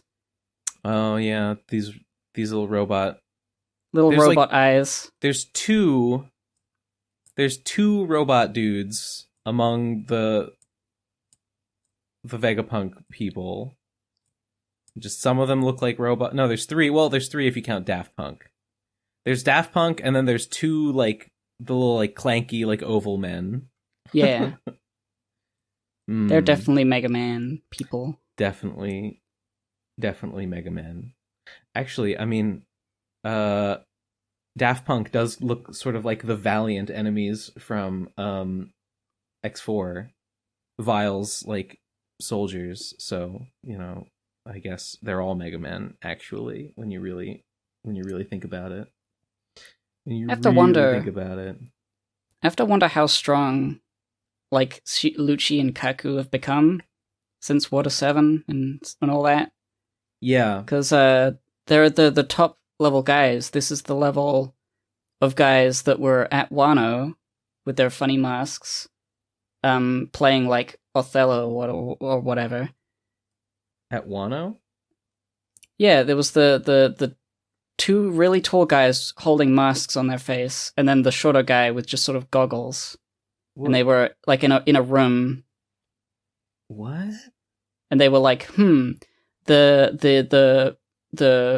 insurgents have like 3,000 strong, but Kaido's army has like 16,000. But they're turning the tide of battle. That's those guys. They were like commentating what was happening. Wait, who were they? I mean, I remember that scene. I don't remember who was saying it. It was, I mean, I don't know their names, but they're like Sheepy Zero as well, and they interfered with Kaido's battle. Oh, yeah, okay. Wait, I didn't realize those guys were CP. Yeah, that's they're here on special business, but it just so happens that you're all right. That shit was happening. Yes. I remember now. Okay. So these guys, yeah, they're the same level. So like they're definitely going to be strong. Did we see those guys fight? There was a part when shit was going down that they had to go and intervene. So like one of them died, I'm pretty sure. Oh shit. They fought X Drake at somewhere. Yeah. There was a few confrontations. I can't remember exactly. X Drake and Killer? X Drake and Apu, I think. Yeah. They were forced to team up. Killer was fighting against them. Or no, Killer was fighting against Kid. Why would Killer fight against Kid? No, he was fighting against not Dracula Mihawk, the straw guy, the voodoo doll guy. Yes, Basil Hawkins. Basil Hawkins, yes. So many fucking characters to keep track of. There was like 100 fucking fights in Wano. Yeah. It's unbelievable. Yeah. But yeah, those guys were very strong, and they only really, like if they were completely let loose, they would have done some massive damage. I think there was like that part where the big ghost, the flame ghost, was traveling down, and it blocked off, those guys from fighting Usopp or something. Oh, the big like goopy flame thing that was like burrowing down through the and it was going down. It was gonna blow up the big explosives at the bottom. Right. I don't even remember how that was stopped. Do you remember how that was stopped? No, I don't. Yamato was running to like catch it, but like, what did she do in the end? I don't remember. Wait, I think he threw all the bombs down into the floor, and then they exploded, and what? But like in the middle of the sky. What the? Instead of it, I can't remember exactly. Like it dropped out the bottom of the floating city and it blew up in the air. Yeah, something like that. That sounds. There was like 7 different ticking clocks. There was so many fucking like, and if this happens, everyone dies, and if this happens, everyone dies. But then if this happens, everyone dies, and the island falls and kills everyone below it as well. Okay, so we want the first. You better option. win, Luffy. We want the first option where everyone dies. We don't want the second one because there's other even worse things happen as well. It's not just that everything was going to explode and fall out of the sky. If Kaido got knocked out, the island would fall out of the sky. So Momo had to like make clouds. We're talking about the difference between a sky lagoon and a space station Eurasia, space colony Eurasia here. You know? Oh yeah. So it's tomato. It's difference of scale. But then also there was a fire and everything was burning and everyone was going to burn to death. Yeah. And then everyone was going to drown because Jinbei... And it was going to blow up the weapons stash in the bottom of the that was floating it's castle. Like so many different possible like ways that everybody could die. And then if Luffy dies, Kaido would come down and kill everyone as well. Right. Yeah. It's so fucked. And then it all happened. It was honestly really difficult, and I mean, I don't even remember like half of these things. That did happen, didn't it? Like, oh my god. I can't imagine reading it like all in one go, because week by week it was like, holy shit, so much happens in one chapter, and then whole other sets of things happen. Yeah. In the next, It might have hurt my reading comprehension a bit to binge it. But it's okay. I got the gist. But yeah, this is not setting up to be anywhere near as long, just purely because of the amount of characters. Like, there's 3 CP0, and Lucci and Kaku are probably pretty strong. Stussy was at Whole Cake. I don't remember if she did anything, like, combat-wise. The girl? Is that the Silk girl? No, that's Khalifa. Oh. Stussy or Stussy was like... Sussy is better. Stussy was like... Wait, is that the one in the chicken mask?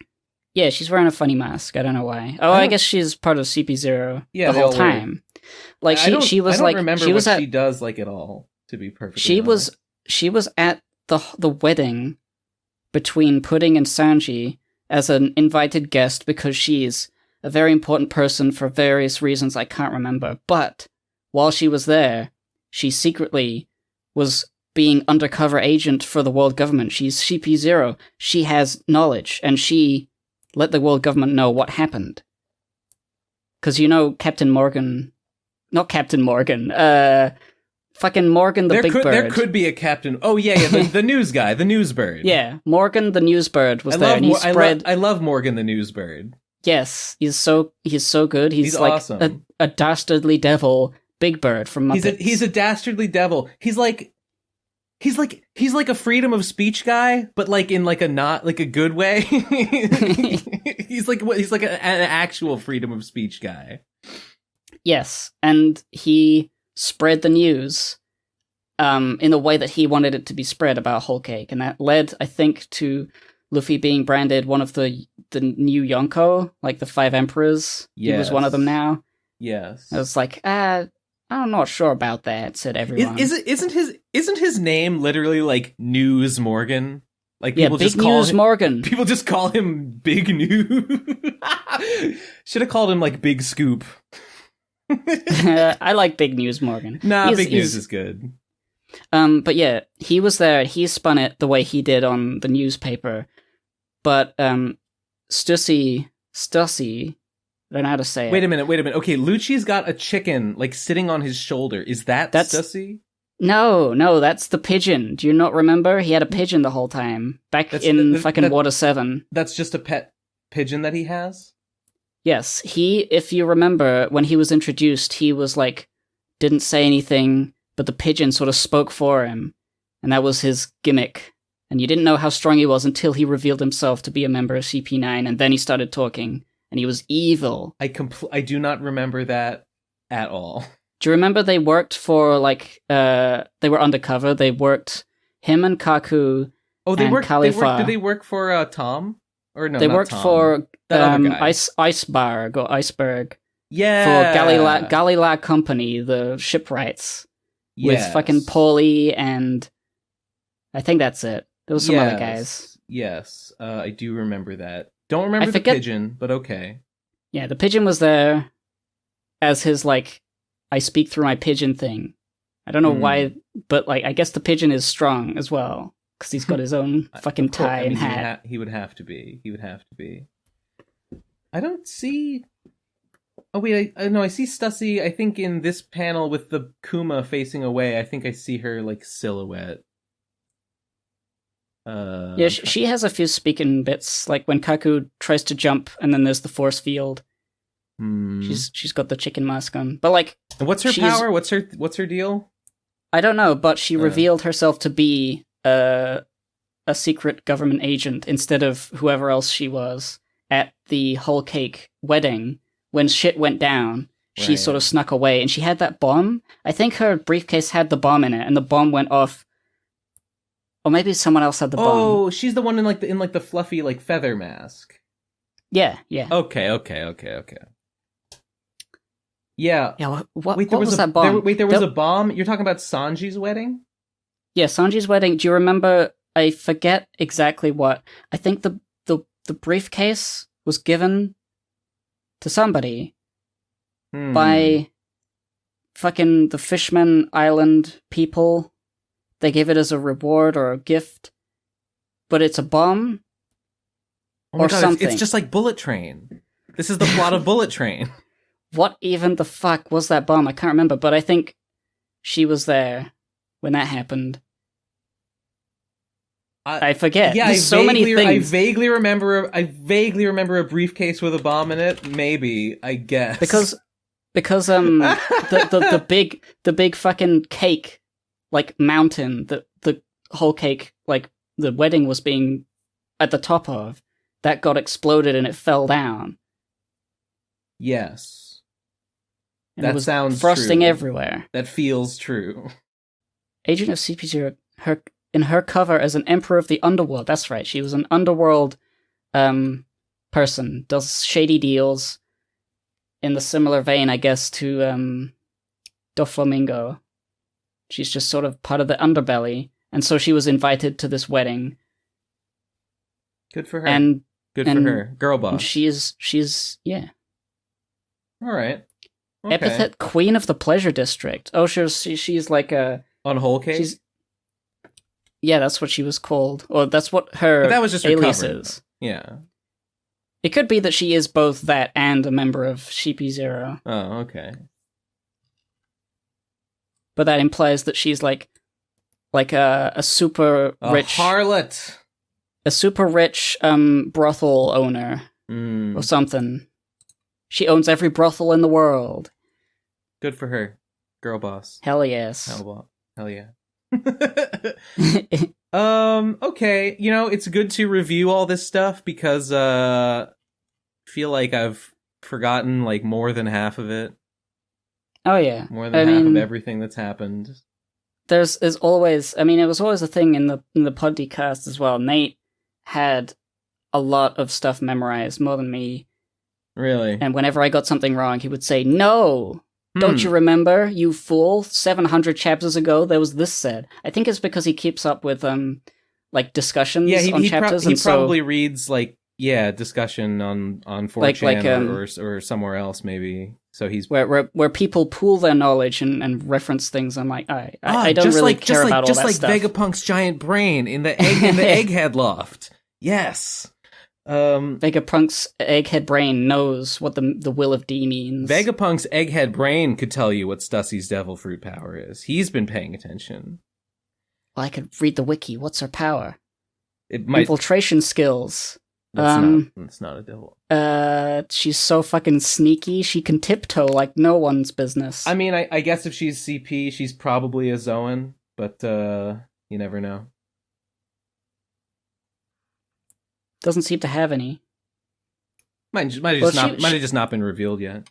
Cypherpole doesn't necessarily have animals. I think that was just like a CP9 specific thing. Bluno was also CP, and he did not have... He had a Dora fruit. He had the Doa fruit, yeah. The Doa fruit, but he had like long and like bullhorn hairstyle. He looked like he was obviously going to have a bull Zoan, but then he just didn't. Yeah. Everyone else had a Zoan. And if you remember Khalifa, she had the soap thing. Yes, the soap. She made a big woolen sheep coat of like soap. Oh, yeah. And then she put her arms around in like a C shape to look like lamb horns. And she did like a pose, and she was like a sheep. And like Nami was like, cut that shit out, that's stupid. Oh, yeah. So, like, all of them can be an animal. They're all, like, sort of visually. An animal. Especially the ones that literally are. Some of them are literally just are, and the ones that aren't sort of pretend. Yeah. I love that moment. That was such a good one. You're filling me with fond memories of a time when I was surprised and delighted. It's always a good thing. Yeah. So what else happened in the chapter? Yeah. They arrive. CP9 has made their landing and begun their attack. This is what I was gonna say. There's 3 members. It's gonna be hard to stop calling them CP9. Yeah, CP0. There's 3 members here. Presumably, they're all very strong. Mm-hmm. Lucci's probably the strongest. Yep. But they're up against the entirety of the Straw Hat crew, which is very strong. Like cumulatively, they beat him. They beat him once. Individually. They beat him once, and like obviously Luffy's a lot stronger. Lucci's probably a lot stronger as well. But like, what chance does CP0 really have to do anything here? Yeah, because they're also up against the whole crew. He couldn't fight the whole crew, I don't think, and he certainly couldn't fight the whole crew plus every Seraphim, and robot, and all everything that Vegapunk has at people who I assume have like crazy powers. So like, what are they gonna do? Yeah, Kuma is gonna appear. It might be that Kuma turns the tide, and if he's working for CP0, he'll like do something real bad. Yeah, but, like I don't know, like what even could happen. That's what we're gonna find out the next chapter of One Piece. Okay, CP's goal, they're just on an assassination mission, right? They're just like assassinate Vegapunk. That seems to be their goal. Yeah, I suppose it'll be like get Vegapunk out of here. Because he's like he's an old man. He's not physically strong. He's just got a funny brain devil fruit. and a lot of tech. So if they get him, then he's got. Yeah. He's also got like I guess he did we know that he was just like projecting a hologram this whole time? I think we did. No, know we that. didn't. Oh, okay. I don't think so. Maybe somebody else was projecting a hologram. Someone was projecting a hologram. I think what it was is like we see him half stuck in something, and they said, "Oh no, the teleport didn't work again." So it's presumed that he teleported his physical body, or it could be that he just has the ability to teleport around his island. So like he's just doing another teleport, and that was his physical body. Oh. That's how he teleports. Maybe, yeah, maybe. I wonder. Would be pretty interesting to see him fight. Like, what abilities does he have? Like, or has he? I assume he has made devices for himself. He's probably got some devices, some gadgets, some gizmos. I think there's no doubt, no doubt about the gadgets and gizmos. Damn. I wish there was more. Looking forward to continuing this journey. You there? Yeah, okay. Yeah. I'm trying to see like this last image. What's her face? What's her name? Master Atlas. It's Atlas. Atlas the is big girl. The big one. Yeah. I thought that was one of those. I thought that was one of those giant. In the face. I thought that was one of those giant kids from Where were the giant kids? From Punk Hazard, the experiments that Caesar Clown was doing on those children because Big Mom wanted to make a race of giants for her family. That's the one. Yes. But I guess she's not. Unless maybe no, she's just big. She might just be big. Are they all robots? I would assume they're all like entirely artificial. Yeah. I mean, maybe not. I've no reason to believe either way. I just assume that they're completely robotic. Yeah, I guess that's probably since they're all a set, so probably they're all the same type of thing, and some of them are definitely robots, so probably all of them are robots. Oh my god. Like Mega Man. They're so mega. Yeah, okay. I mean, that makes sense. Is Vegapunk a Wily or a Light? Vegapunk, more like Megapunk. What? What the Megapunk. Fuck?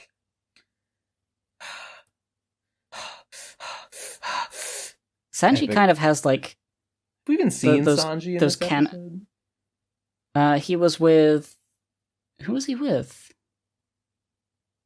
I forget. I guess we haven't seen much of him. I don't think he was even in really this chapter at all. Yeah. No, he's with one of the groups. I don't think it... Yeah, the two on the ship are Zoro and Brook.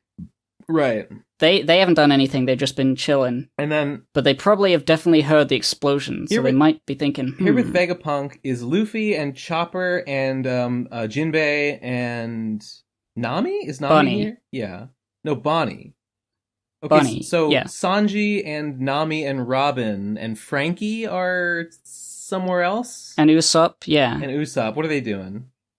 They went up into the place and they were looking around. Oh, what's Callie? No, the girl Vegapunk is taking them to go and look at like the Seraphim chambers, or up to see the punk archives. Something, yes. Yeah. They met up with Daft Punk, and he started saying things. Oh right, yeah, they're with Daft Punk. And they're in the control tower, and also the evil girl. Seeing everything. Also, is that a joke? Like Vegapunk, Daft Punk? Is that a joke? Is that on purpose? I mean, I feel like Daft Punk is famous enough, and that design is similar enough that it was probably true. Yes, like a reference. Like he looks like Daft Punk on purpose, right? That's not a coincidence. Oh yeah. Okay. Yeah. Everyone loves Daft Punk robot designs. Yeah. Okay. Just check it.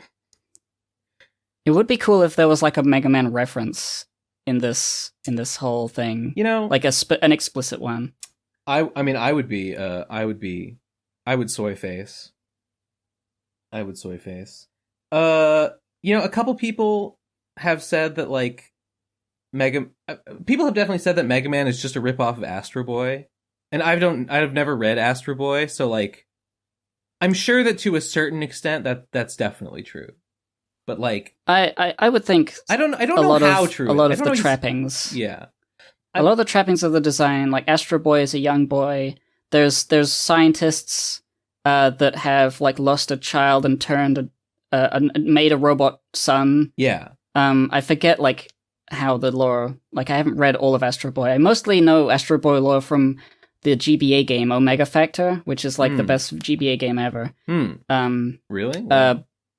Well, as a game, it's fine, but like it really tugs on your heartstrings. The story is really good. Oh wow! And it's because it draws from every Tezuka work ever, every character from his entire library of stuff, and they just make a unique story building with all those building blocks. And Astro Boy does awesome. Deal a lot with the sentient of robots, humans versus robots, and power dynamics and like who should live, who should like the tough questions. So it's and then there's this cute little boy with a gun on his arm. Yeah, it's basically. Does Astro Boy have a gun on his arm? His arm turns into a gun. Oh, okay. So yeah, just like Mega Man. Yeah. Cool. Oh no, I wasted my time. I experienced a derivative work of media. No. Cringe. I love Astro Boy so much. I should read everything because I've read like a couple books. They made a GBA game that's just like a mishmash melange of all of like Tezuka's classic manga characters. Yeah, that sounds amazing. It is great. You should play Omega Factor. I think I'm intrigued. No. I think you would enjoy it. Although I mean, I haven't really read much Tezuka, to be honest. I don't know anything. I didn't know anything about any Tezuka before I played that game. But, like, it's good. There's, like, Blackjack, the surgeon. And there's fucking Kimba. That was Tezuka. Kimba's in there. Lol. It's like cartoon all-stars to the rescue. Yeah. But good. But good. It's really good. People cry. I cry at the end of that game. That's what they call good story writing. That's what you call epic. I don't know. I have to pee. I'll be back. Okay. Not to change the subject or anything, although going into the bathroom and seeing no toilet paper just reminded me about my new housemates, and I was reminded that the other day one of them mentioned that he was like thinking about starting a podcast, and I was like, oh no. You haven't told them, I assume. No. I was like, I can't let this guy know. Like I can't fucking let this guy know. I told one guy that I was working on a YouTube video. Which you were. Which I was. Yeah, that was a little while ago. He asked me like what I do, and I said, I post stuff on the internet. I'm just posting. Video. I'm just posting. Some people are just born posters. But I didn't mention a podcast. And this guy, he just offhandedly, he just saw I had a microphone, and he asked me like what I use it for, and I said, I record stuff with friends on, sometimes, and he was like, oh yeah. There's something about, I don't remember what he said. He said something about he said something about he had a friend who like was starting a podcast, and he was like, maybe I should start a podcast, and I was like, no. God. Imagine if it all converged, like you're all in your separate rooms making podcasts at the same time. We become we're a posting house. We're a posting family. We post in this house. In this house we post. And if you're not posting, then you don't live here anymore. Damn. Podcasting sure is cringe. Lol. continues podcasting. Here we go. He said on his podcast, he said with his soy latte, he's paid $8 for his Starbucks soy latte, but he won't pay $8 for his blue check mark. I haven't seen anyone with a blue check mark in a long time. I guess I don't see them that much anyway, but I see them around sometimes, and it's always cringe. Honestly, the worst is when I see someone that makes a post that I agree with, and I check and they've got a blue check mark, and I'm like, oh god. Did they have that before the paid thing though? No, there's no way to know. No, there is the way to know. You can if you hover over the check mark on their profile, it'll tell you whether they have it because they're notable or if they just bought it. So you can see, and whenever it's someone that bought it, I'm just like, well, I might agree with your opinion on this particular issue, but like, I'm not. You're DNI. You're do not interact. You're dead. I'm sorry. We can't be friends. That's just how. That's the way the news goes. That's the way the big news goes. Big news, Morgan. What a dude. Yes. Want to see more of him. I'm sure we will. He's the news.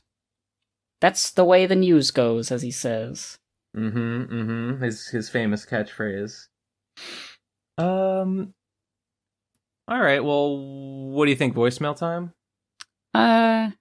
Yeah. All right. Well, let's do it. I'm looking at, and I'm seeing that the first voicemail of the week is called Wow. You see it? Yep. Do you see it? Okay. Well, let's hope that my internet is better this week than last week. Lol. Okay. 3, 2, 1, go. Ben, by the time I'm sending this, it's 100,000. Good job, you did it. Oh. High five. Yeah. Did you high five me? This was sent a week ago. Yeah, the video made 100K in just under a week, and now at the two, it was at like 230 something K at the 2 week mark. So, thanks. You know, it's very refreshing. I have had a couple people find me through the Mega Man lecture. And they don't know what the PCP is. They don't know about Sonichu. They don't know any of the horrors. they're free. Yes. Their minds are clean and pure. They don't know about Digibro. They don't know about My Little Pony. Imagine being someone like that. It's so refreshing. I can't. I have to live through them. The next one is called Clicking a Pen. 3, 2, 1, go. So I just saw that Mega Man video.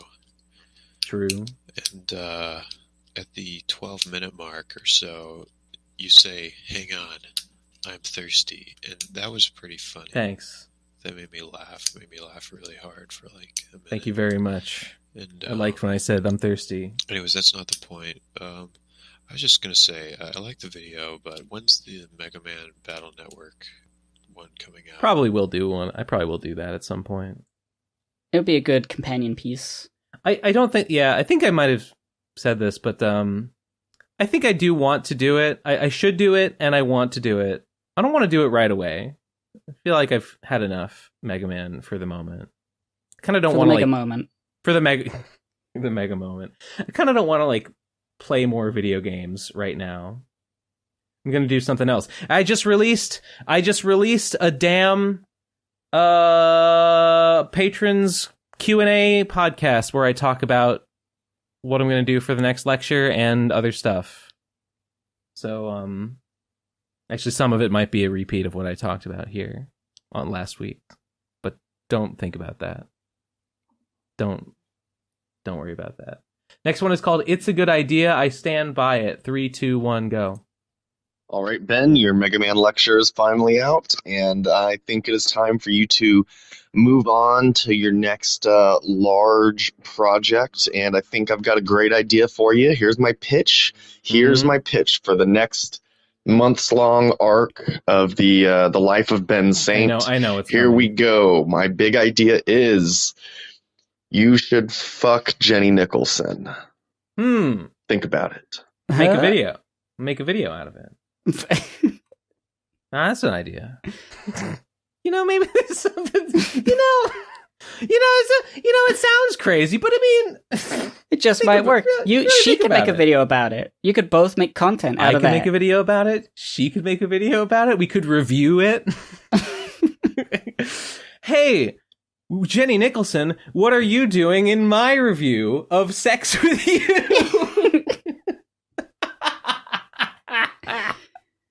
All right. I'll put it on the maybe list. Now that's content. Dear. I get a kick out of that. Next one is called Right Now. 3, 2, 1, go. Ben, now make your brand and your catchphrase. Whenever you finish a sentence, say, maybe I should make a lecture about that. Everyone will love it. Your fan base will triplicate. Triplicate. My fan base will triplicate. It's like a Japanese, one of those anime character, like they end a sentence with a nyan or nyaron or something, or they end it with a pya. But for me, it's maybe I should make a lecture about that. Could roll off the tongue pretty well. I'll workshop it. What if I end every sentence with a tilde lecture? What do you think? Tilde? Yeah, a tilde, the squiggly line. I always pronounced it tilde. Oh, whatever. Stupid. Stupid. Never mind. It's just like Tilda Swinton. Yeah. Yeah. That's how you spell it. It's No, it's not. No. Yeah, it's like... No. It's like an E. It's an E. It's tilde. It's Tilda Swinton. Oh, yeah. Oh, I see. Swinton. I end my sentences with... What was that? Well... okay. Next one is called... let's see. There's congrats on the video, Ben. Congrats on 69K, Ben. Congrats on 100K, Ben. Congrats on 169, Ben. Congrats on 200K, Ben. Well, I haven't hit 269 yet, so I'll look forward to that. Congratulations. Next one is lecture better than video essay? 3, 2, 1, go. Yo, so I'm listening to episode 337 right now, where Ben is like talking about all the topics for potential lectures. And I feel like, some of these aren't great lecture topics, but I think some of them would just be nice and short, concise, like regular ass YouTube video essays. Yeah. I don't know. Yeah. Is that something that Ben just doesn't want to do? I would like to know. It would be kind of, Yeah. Like, I think I said something similar in my patron post where I talked about this. Like, some of those things, would not make for a great lecture. Like, I think in particular, I said the one about Phantom Horn, like discussing Phantom Horn as a character. Like, that's not lecture worthy. I could make a video about it. I don't know. To be perfectly honest, I'm very out of practice at like writing essays, but I think it's something that I would like to pick up and try doing again. So maybe I would just try and like write a video essay about something like that I want to talk about, but that I don't have like a lecture on. Like the lecture format for me is a bit of a I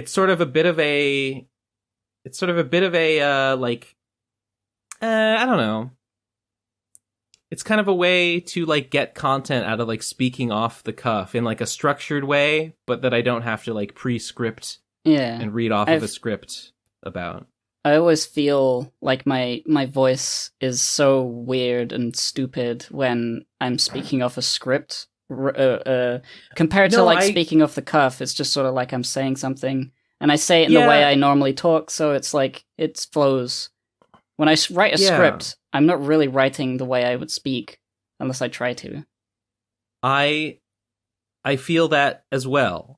I feel like, like my writing voice is different from my speaking voice. And I guess I don't really do scripted content. And wait a minute. I feel like, am I getting deja vu? Was I talking earlier this episode about like how like,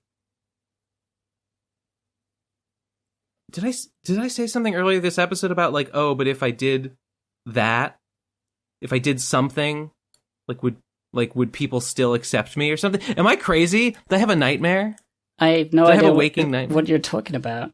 I don't know. I feel in a sense of deja vu, like I said this already. But anyway, what I'm trying to say is that, I feel like I wonder, like, would it be annoying? Would I sound annoying? Like either my writing voice, as in like the way that I structure my sentences and stuff when I write, or my delivery reading on a script. When I hear myself reading off of a script, it feels awkward and stilted to me, and I wonder if others feel the same way about it, or is it just that it feels weird to me because I'm not used to hearing myself talk like that? It could just be you. I mean, I feel that way about my script speaking voice, and you know what my videos sound like. I assume you remember, like, hypocrite videos don't sound like how I speak, or whatever. A little different. There's a little difference. There's like, I sometimes... The kind of cadence is a little bit... Yeah. A little bit different, yeah. But you don't think it's, like, terrible. You just think it's different. Yeah.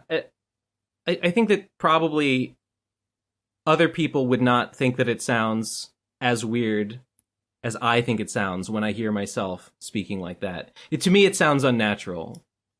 Yeah. But also, like, reading scripted content is, like, that's, like, most of what people say on you. Well, that's not true.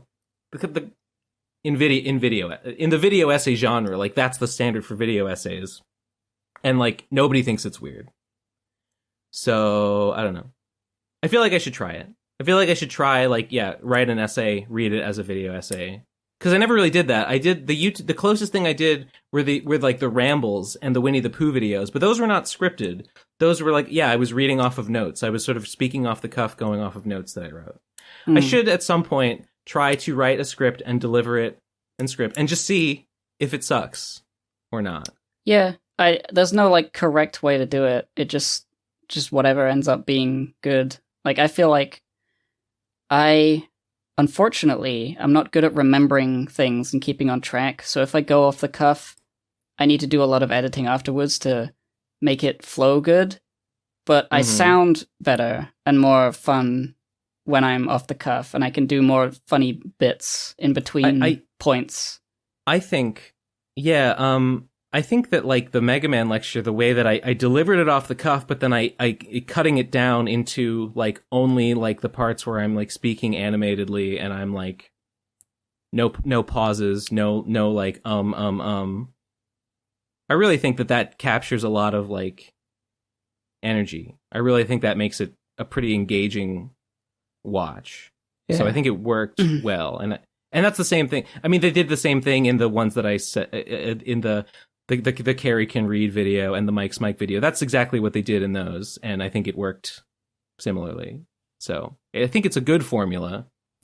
It's not the only formula, and I might try, for some of those other topics. Maybe if I want to make that Phantom Horn video, I might make it as a more traditional YouTube video essay. Yeah, good question though. Good question. As a quick aside, what do you think of long video essays? You know, just sort of a long video essay that has like a lengthy, like, musical intro where it tries to be super epic, and they're like titles and stuff. Because I don't like those. Are there? I feel like you can have like a flashy video essay, documentary, or whatever, but I want to get to the point immediately. I don't like it when there's like this implied like reverence for a video I haven't even seen on, and I don't even know if it's good yet. Can you get? I can think of one or two examples. I mean, the only thing that jumps to my some of the Action Button reviews kind of have that a little bit. It was just sort of like I felt very strongly about it when I saw people on Twitter talking about this specific video. I can't remember what it was about. And they said, "Oh, it's so good, such a really good video." And I click on it and I'm like, "Okay, lay it on me." And it's just sort of like slow and like epic, and they're not saying anything yet, and I'm like, okay, this is the big intro for your like 3-hour long video. You don't remember what the video was? I didn't watch it because it was like I was annoyed by the intro and I left. Do you remember what it was called or who made it or what channel it was on? No, it was just sort of a passing encounter with, one of those types of videos. I'm like, I understand that if you know what the video is about and you care about, like, if you are making it, you know that it's going to be epic, but like, I don't know that. I'm just some random person. I see it and I'm like, I get bored immediately. Action Button is the only example I can think of like that, to be honest. All you really need is a good immediate thing, like Summoning Salt. And they're not all like that. Summoning Salt's like video essays about speedrunning. I mean, the formula is pretty done for me at this point. Yeah. I don't really care about speedrun world record like recaps. Okay. They're pretty cool still.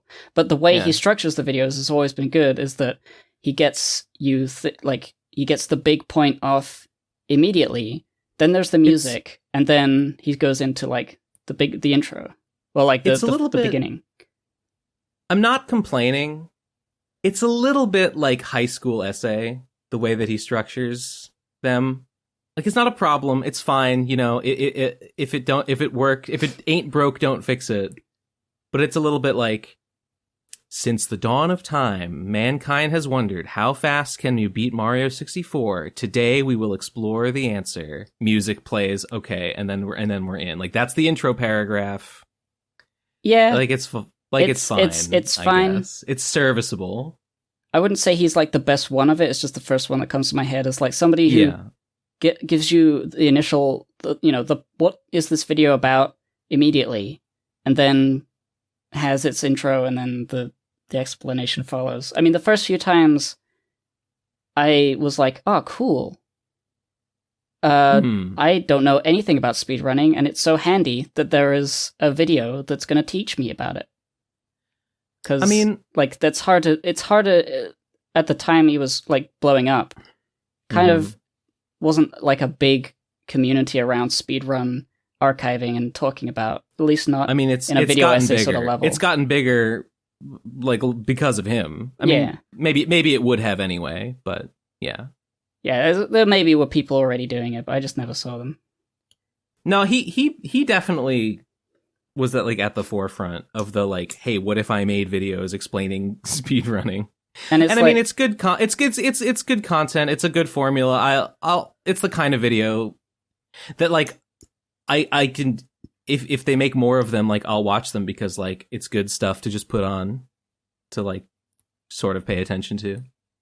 The reason I say the formula has gotten old for me, or I'm done with it, is just I think a lot of the same tropes are used in the way of telling the story. Like, you've got this character, this gamer who's doing these things, and then suddenly somebody found, like, this was how low the record got. But then a new discovery was made. They found a skip that saved a minute, and so a bunch of people did it. And then there was this new runner, and it's like... And then that same guy from before also did it, and then another challenger came. It's pretty simple, like the beats of the story. Regardless of the game, regardless of anything, the whole point is that it gets slower. The patterns emerge. Yeah, the pattern, you start to see the code behind the matrix a little bit. I get you. And so I'm more interested in games that I care about and know about than just, I don't know, Mario Kart Wii. Okay. I know that you haven't seen these, but man, I got a little annoyed because I made some pretty mild criticism of Tim Rogers' Action Button on Twitter yesterday, and not everyone some people disagreed with me, and that's fine. A couple of people got really mad and like were really like angry and defensive and accusatory towards me for like really, really gentle criticism that I made. Like, basically, I literally just said that one of his videos was better than a different one of his video. Yeah, I saw the tweet. How mad were they? One guy seeing so much. One guy told me I should die mad, and then he said that I was accusing Tim of faking a disability, which I was not. Some people said I was just projecting. Some people said I was a hypocrite because, I don't know. I didn't like it. I really didn't like that attitude. I said that I said that I didn't really like. I mean, I like the Boku no Pico, not Boku no Pico, the Boku no Natsuyasumi video. I enjoyed it. I thought that the Vacation Diversion was a bit longer than it needed to be. I kind of don't like. I sort of have the same criticism of the Tokimeki. I like the Tokimeki Memorial video. It feels more unique. It feels more original. It feels to me like the Boku no Natsuyasumi video was sort of kind of trying to do the same thing again. And I'm like, okay, this doesn't feel as unique. Doesn't feel as special the second time. And then I don't know. That's it. I still haven't watched the Tim video. I like the first one better because I feel like it's the original version. And like, I don't know, man, I'm sorry. I don't even know where I was going with that. I like those videos. They're good. I'm deeply suspicious of Tim as a person, but like whatever, that's neither here nor there. Why are you suspicious? I don't know. I don't like how self-aggrandizing. He's self-aggrandizing, but it's in like a stealth way that I feel like I'm going crazy because I feel like I'm the only one that notices it.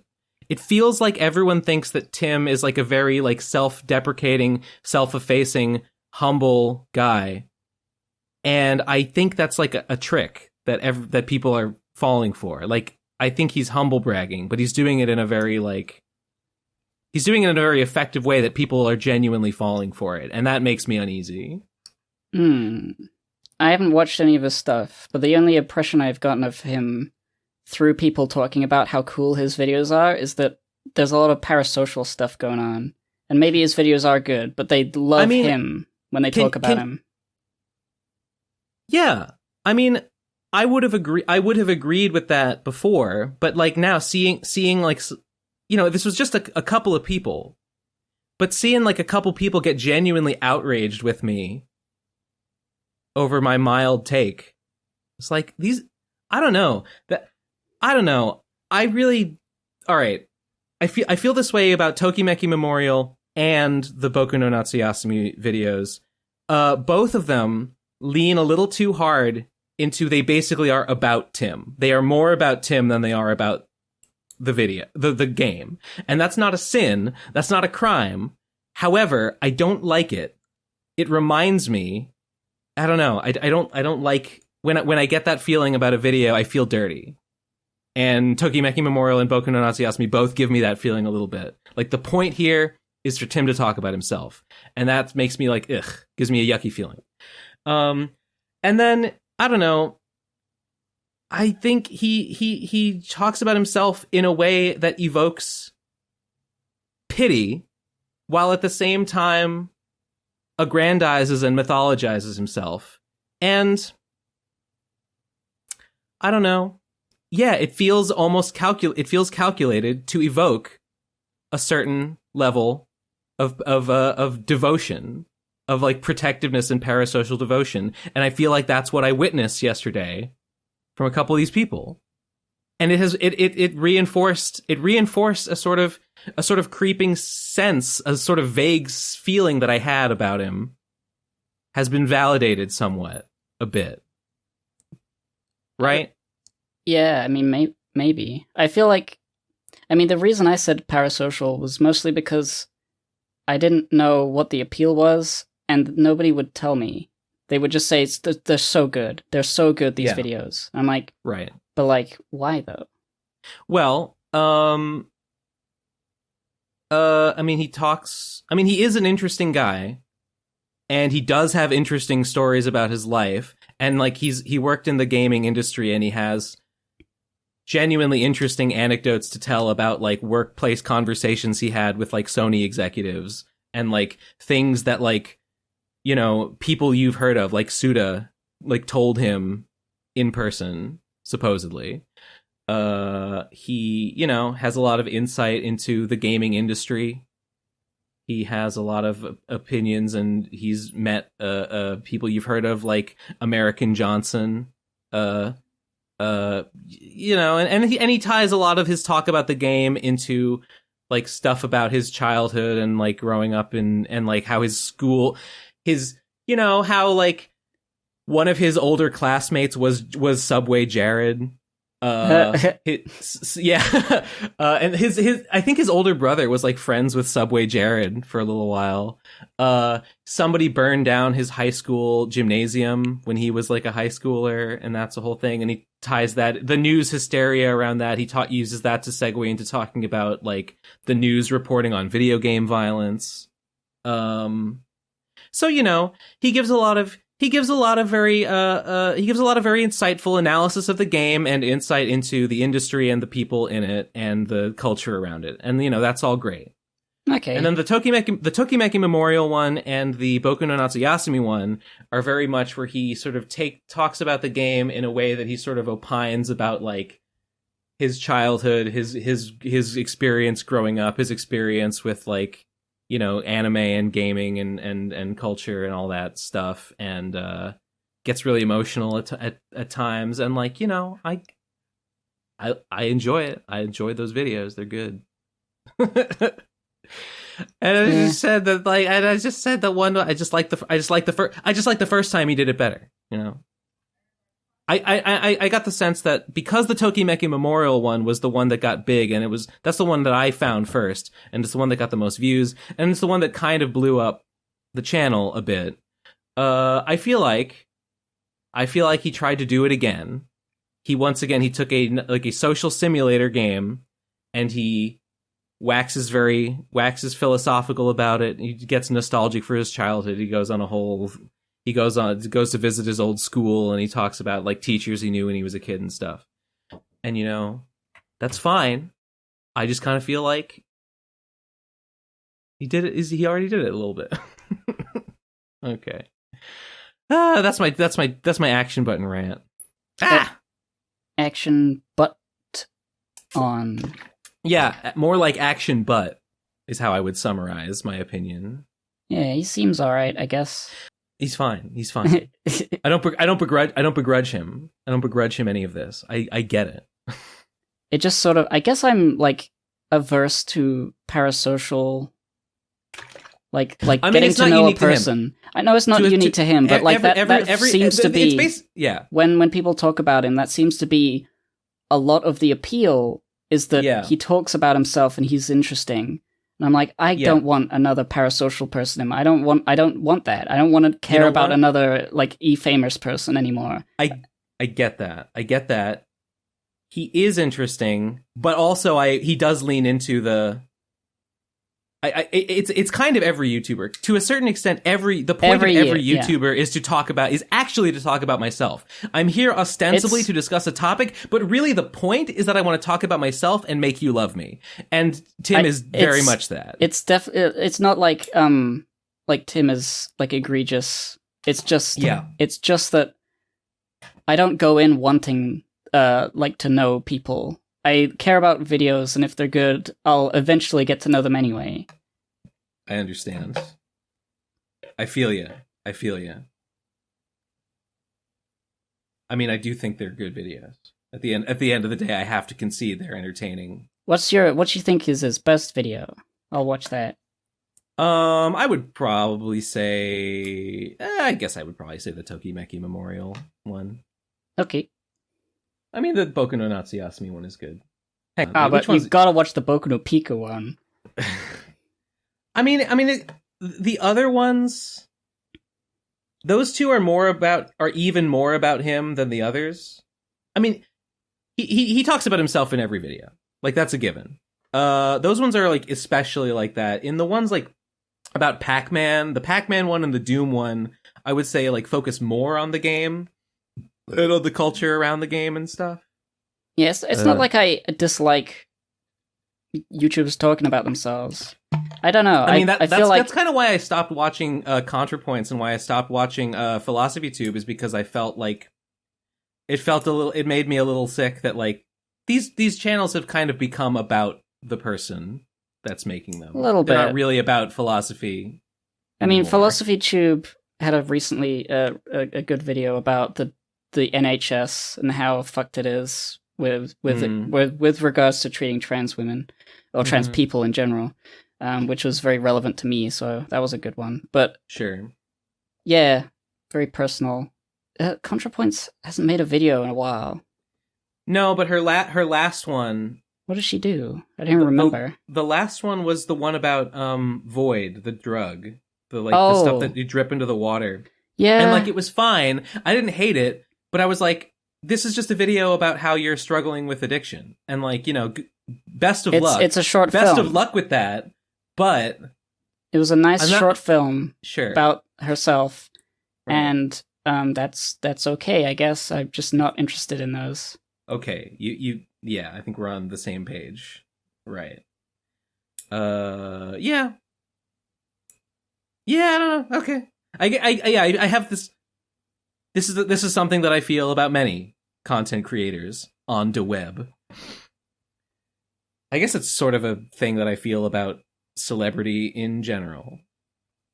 Is that it's evil. Is that it's evil and bad, and anyone who engages in it in any way should be cast into the lake of fire. Yeah. I mean, at the end of the day, if the videos are good, if the reason they're known, like the stuff they make, is good, regardless of like parasocial stuff, I guess I don't mind. I guess I don't mind being wrapped up in it. Well, let me if it works for me. Let me what did he did the Cyberpunk 2027 one? That one's like that one's really big. That one's too big. That one's too big. Cyberpunk. I'm trying to remember just what other ones there were besides Doom and Pac-Man. Wait, he's got a second channel? It's probably like for like other stuff. Pac-Man. Oh, the Final Fantasy VII remake one. That one's fine. That one's good. The Last of Us is good. Action Doom. Okay, yeah, there's not actually that many videos, but they're all really big. I don't know, whatever. Just watch whichever one is about the game that you're most interested to hear about. I guess I will. Okay. You want to do the next voicemail or what? Oh my god, we're on voicemails. Yes. We are on voicemails. Okay. The next one is a Vokaroo. So the guy said that I was accusing Tim of faking a disability because I said that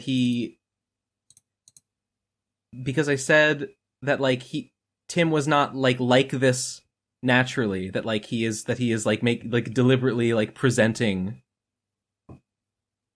in a dramatic fashion, that he is like deliberately being dramatic in his delivery. So I guess this guy thinks that like him being like dramatic about a video game is a disability that Tim has that he can't overcome somehow. What a nerd. Fuck that guy. I feel like that can't be the complaint, but I also don't know anything about it. He was talking about a different thing. I think he got confused. I think he was confused about what I was talking about. Because Tim has this thing, he says his memory is weird. I think he was talking about that memory thing. But I didn't mention the memory thing at all. So I don't know what that guy was smoking. Maybe it was crack or methamphetamines. Anyway, the Vokaroo link. You ready? Yep. Cool. 3, 2, 1, go. Warning. Dry dump December has begun. Dry dump December has started. It's Warning. on. Are you holding it? I'm holding it. Dry dump December. This shit is gonna be dry AF in January. Whoo boy. Nah, I failed already. Dusty. It's I gonna be failed Dusty. already. Hey, where's Dusty Dumps? Dusty Dump. AKA Mutu Sandu. Yo, shoutouts to Dusty Dumps in the comments section. Cheers. Cheers, my dears. Itadakimasu. Is there a Japanese? And he lives in Japan. Is there a Japanese thing that you say like instead of cheers? Kampai? Yeah, is that it? I think so. That's what they say in One Piece when they do the haha cheers. They smash their beer mugs together. And they say kampai. I assume. I assume so much. I think it's true. You assume much and you understand so little. Yes. Okay, the next one is also a Vokaru link, and it's called Homogeneous. Okay, 3, 2, 1, go. I sit in my office cubicle. Hey, Oblivion. To my left is another office cubicle. It's Oblivion. Yeah. A man sits inside. To his left is another office cubicle. In front is another office cubicle. I wonder where he's going with this. There's cubicles up and down. There's cubicles left and right. It's I am a cog in the machine. I am a cog in the machine. I am machine? Like Mega Man? I am a cog in the machine. I am a cog in the machine. I am a cog in the machine. I am a cog in the machine. I am a cog in the machine. I am a cog in the machine. I am a cog in the machine. It's all very homogeneous. I'm a kakamaka machine. I'm a kakamaka machine. I'm a kakalaka machine. I wanted him to say it's a cube of cubes. Of cubicles. Ever seen that movie, The Cube? I've seen that movie on DVD, not on a cube. Remember the Tim and Eric Cube, movie Cube? What? Oh, was that from On Cinema? No. There's a Tim and Eric skit where, the Pilgrims with Grum, and they show the movie, and it's on the new Cinco movie cube.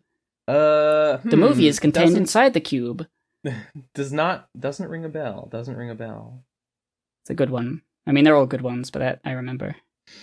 Hakakamaka machine. Waka waka waka. Waka waka waka. Pac-Man. Action button reviews Pac-Man. Oh my god. It's all coming in. It's all coming in together. It's all coming up Millhouse. It's all come. Okay. Next voicemail. Oh, that's how they get you. Wait. Oh my god. I'm being haunted. This is about that Tim Rogers clip. That's how they get you. Gib, don't mute your microphone. I have to mute my microphone. No, come back, please. Because you saw this clip. I saw you reply in the Discord to that clip someone posted of Tim saying that's how they get you. I know, I saw the clip. It's just I had to mute my mic because I got dinner now. Oh, lucky. Lucky. Food. Wish I had dinner. Ha ha ha. I'm not jealous, though, or am I? All right, let's listen to this damn voicemail. 3, 2, 1, go. Hello, and welcome back to That's How They Get Ya. So I was at an airport with my friends taking a flight, as you do, and my flight was only $179.99, and I had a $300 voucher that I got for Christmas, and so it wouldn't cover the flight back. It's kind of a problem for me because I don't live in Japan.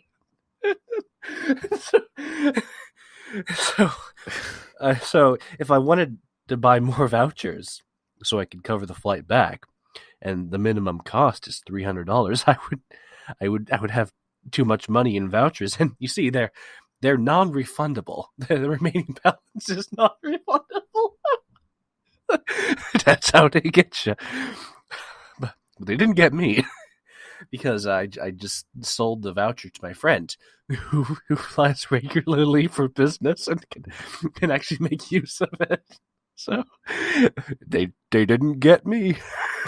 Thanks for tuning into That's how they get you. I don't know why I'm laughing. See you next week, buddy. I mean, is that a Tim thing to constantly be laughing about nothing that's funny? No, absolutely not. Yeah, it felt true, even though I don't know anything. No, it felt like it was so accurate. The only Timism there was starting it off with hello. I mean, yeah, you're not going to use your voucher. You sell your voucher. This is basic. I'm sorry. This is like churning kindergarten, and I'm in like 3rd grade at the very least. Did I remember that story? Remember the story of the physicist who would buy gift cards? He would buy money orders, and then use the money orders to buy gift cards. And then sell the gift cards, and every time he did that, he would make like 3% cash back, and he just did that infinitely, and he made like hundreds of thousands of dollars in cash back. Well, yes, I do remember that. Yeah, you buy a card, you buy a voucher, you buy a gift card, you sell the gift card. This is a classic strategy. Don't let them get you. Don't let them get you. Glad you didn't get got. I hope next week, in episode 2, you are also not got, voicemailer. Next one is called I Supplicate. 3, 2, 1, go. Okay, this isn't a joke anymore. Gib, please explain to me what's funny about Jerma. I need to know what is the appeal of this guy. I've seen him before. He doesn't make me feel nothing. He's not funny. Please explain to me. Okay. The appeal of Jerma is, like you could say blanket term, oh, he's funny, but it's not as simple as that. He is extremely self-deprecating, and he loves being the clown. Multiple occasions and multiple bits have been for the express purpose of the concept, the idea of somebody clicking through Twitch and seeing his stream and clicking on it and being absolutely disgusted and leaving. And so he does things that like will look awful, make him look terrible. And he loves it. He can't get over like how funny that is. Can you give an example? There is, I forget what game he was playing. It was just first person shooter, like horror game or whatever. And somebody at some point gave him the idea from chat that he should pretend to be, I don't remember the full clip, but basically he spent a few minutes fucking with settings to make his footage of the game look low quality, grainy, and he was going to put himself as like a face cam in the bottom, but he was going to like offset it so that it looked amateurish and like super low quality and grainy, and he was going to make his audio bad, and then somebody said, like unregistered hypercam 2, and he put the text at the top that said that, and he just played the game really like with no commentary, occasionally coughing, just like acting like he was like a zero view Twitch like person who didn't really know how to be entertaining at all, and he did that for like 10 straight minutes. Okay. And like he pretended that his stream was bad. He pretended that his stream was bad, and people, it's just hard to explain, because like after it's done, he's like, it's just funny to think that somebody would see that and think that's what Jerma is. Yeah, that's yeah, okay. I mean, it is funny in the context of it being Jerma. I think that's the basic way I would explain the appeal of Jerma is that he is the joke. He is a clown that loves to take pies in the face, and like he hypes up and promotes people making fun of him in silly ways. Like, That's funny. People will get like screenshots of him when he's playing a scary game and he screams with facecam on. They take a screenshot of it, they fuck it up so that like in Photoshop or whatever to make it look really ugly, and then they send it to him and he's like, "Oh, what the fuck?" And he shows it on stream. I look so fucked. Do I look fucked? Like he's kind of neurotic, but about his appearance, and I don't know. He just really loves being the clown, and he's so sweet as well. Like a really sweet, genuine person. I haven't watched. Well, okay, I watched a little bit of the Dollhouse stream just to see like what was up with that, and it looked pretty neat. Looked pretty interesting. Other than that, I've never watched a Jerma stream, and I think literally the first like thing I ever saw. Well, I probably saw the the sus face going around. Oh, yeah. I saw that, and I didn't know it was Jerma until later. I think the first thing I ever saw of Jerma was that video of him, like, wishing everybody a Happy New Year, and then, like, the camera pans over, and you see his giant butt in the mirror. Yeah. I think that was my first exposure. And I was like, oh, that's Jerma. So, yeah, I don't know that much about him, other than just, like, people seem to think he's a really swell guy and is very funny. Yeah, it's hard to explain because like I don't know what is the good entry point, because I started watching him years and years ago when he was still like a Team Fortress 2 YouTuber, and I only started watching him because I watched Star, which is one of his TF2 buddies from that era where they would play games together, and I only watched him because I like TF2. So it's like my Jerma. I mean, Jerma had a lot of good stuff, like scripted videos on his original, like Jerma985 YouTube channel, which are still up. Obviously, they're all still there. He doesn't post on there anymore. He streams and then he posts edited down versions of his streams to his second Jerma channel, and then he's mostly just streaming. But he does basically the same stuff. It's just unscripted as a rule. But like, I could send you like the Dork Cube like unboxing video that he did. That's a pretty good one. Sure, I'd check it out. And I must have shown you before the like Royal Rumble, like Germania, Jerma wrestling things where he does like the commentary over a bunch of his stupid characters. That's where we got the idea. I was gonna say, yeah, isn't that where the Royal Rumble like came from? Yeah. That's me and Jesse were big fans of Jermo. I don't know who came up with doing a PCB version of that, but obviously we were like, oh yeah, that would be so good. Yeah. So he did those. So we owe him. We do. We owe him a debt. We owe him big. Well, it's just like, shit, was it Aristotle or Diogenes or some fucking Greek guy who said, like, it's actually good to, like, owe people money. Because if you owe someone money, they will, like, do stuff for you to, like, help you get money so that you can pay them back. So if you're perpetually in debt to lots of people, you've got all these people, like, looking out for you and, like, trying to, like set you up. So actually, yeah, basically, Jerma actually owes us. Jerma actually needs to be like hooking us up with sponsors and stuff, in my opinion, because we stole his idea. I think that's the takeaway here. Yeah, that's about right. Dork Cube. 7 years ago. Yeah, he stopped. Should I watch this right now or should I watch this later? How long is it? It's 1 minute 30. I mean, you can watch it right now if you want. Watch it right now. Okay. Here we go. Hey, what's happening, everybody?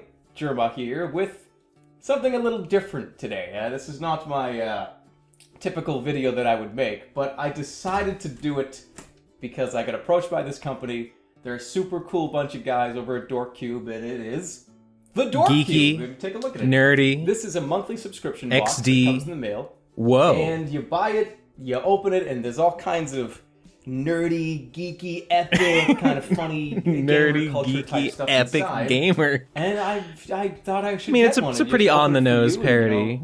Give these guys a shout, give these guys a shout out, and give you guys a shout out, and we'll give them a shout out. This is Dork Cube.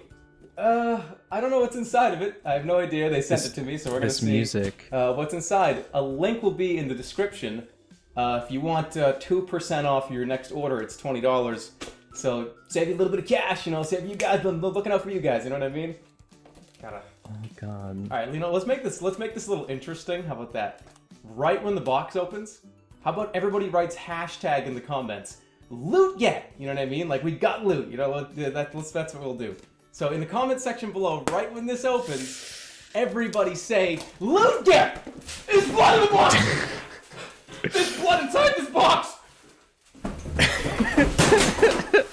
There's blood! The box was blood! The box was just I might have seen that before, but that's pretty good. Oh wow, it's over. Yeah, pretty good. Yeah, pretty look it. It's blood. It's just a nice little joke, and yeah, it's hard to like condense the breadth of Jerma's content into like a small thing. I think it's mostly that he plays the clown and he likes being the butt of the joke a lot, and a lot of his bits are really good. So I don't know. What's his logo? This like little note with teeth. What is that? That is early on, because his name is Jeremy. Right. Jerma was the name of the channel, and they're germs. His name is made up of germs, and that's the J. It's a little germ that eats the other letters. And that was his intro for years. Okay. Hey, look, epic gamer, nerdy, geeky, dorky gamer loot. That's the part I liked the most about that. Is just the skewering of the epic Reddit bacon mindset. I appreciated it. Okay, pretty base. Do you want to go to the next voicemail? Yes. Looks like a imager. Yeah, it's from Prince Isolation at elpizowasaroseboy.com. True.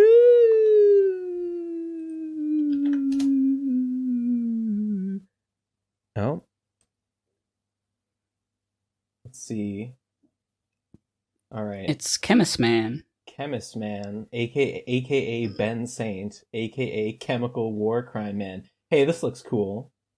Yeah, it's your little robot master, your little shooty guy. Is he aware that there is an acid? I got my green heart on the chest. Oh, that looks cool. My like hat over my eyes visor thing. Yeah, I'm digging it. Got my little buster. Purple and green. Now I want a mega. Big slime. Yeah. I want a mega woman. This rules. This is awesome. Looks great. I like your big potion you got as a backpack. Big potion backpack. I like that it's just open on top. Like if you tip forward and it spills out. Yeah, I feel like that would be my attack. Like I just tip forward and let like a big like gush out, like yeah, just sloshing around. Love it. Very cool. I'm just admiring it. I'm just admiring. All right. Thank you, Prince. Next one is It's VVV. It's Vinny's comic. Oh yes. For a second, I thought those V's were like pointing down, like they were like pointing at the previous one. But no, you're right. I'm stupid. I'm just a freaking idiot over here. Oh, just a glance at this. What the hell? Okay. Oh my god. Bowling balls? So many words. It's words. Alright. For everything you know me for, why would I have bowling balls delivered to my home? Lol, I don't know. Bloody hell. That's what Simsy sounds like. Simsy. Simsy, you good? Oh, it's Simsy was the bowling ball. That's Has he right. got holes in his head, or is it just? I don't know. I hope that's just like a mark. Yeah, just drew it on with Sharpie. Oh, hello, Ben Saint. I was pranked by me mates and sent to America as a joke. Your mates mailed you here. Yeah. To another country where you not even checked. You guys painted me noggin with 3 dots, and I was looked at once and never again. Oh, well, it's good to see you, I guess. Hey, yeah, glad I came out somewhere safe. Whatever, this is my home. Come on in. Goodness. Okay. Can I use your bathroom, Ben? It's on the second door on the right. Kitchen is this way. I don't know if he goes. Yep. Peace.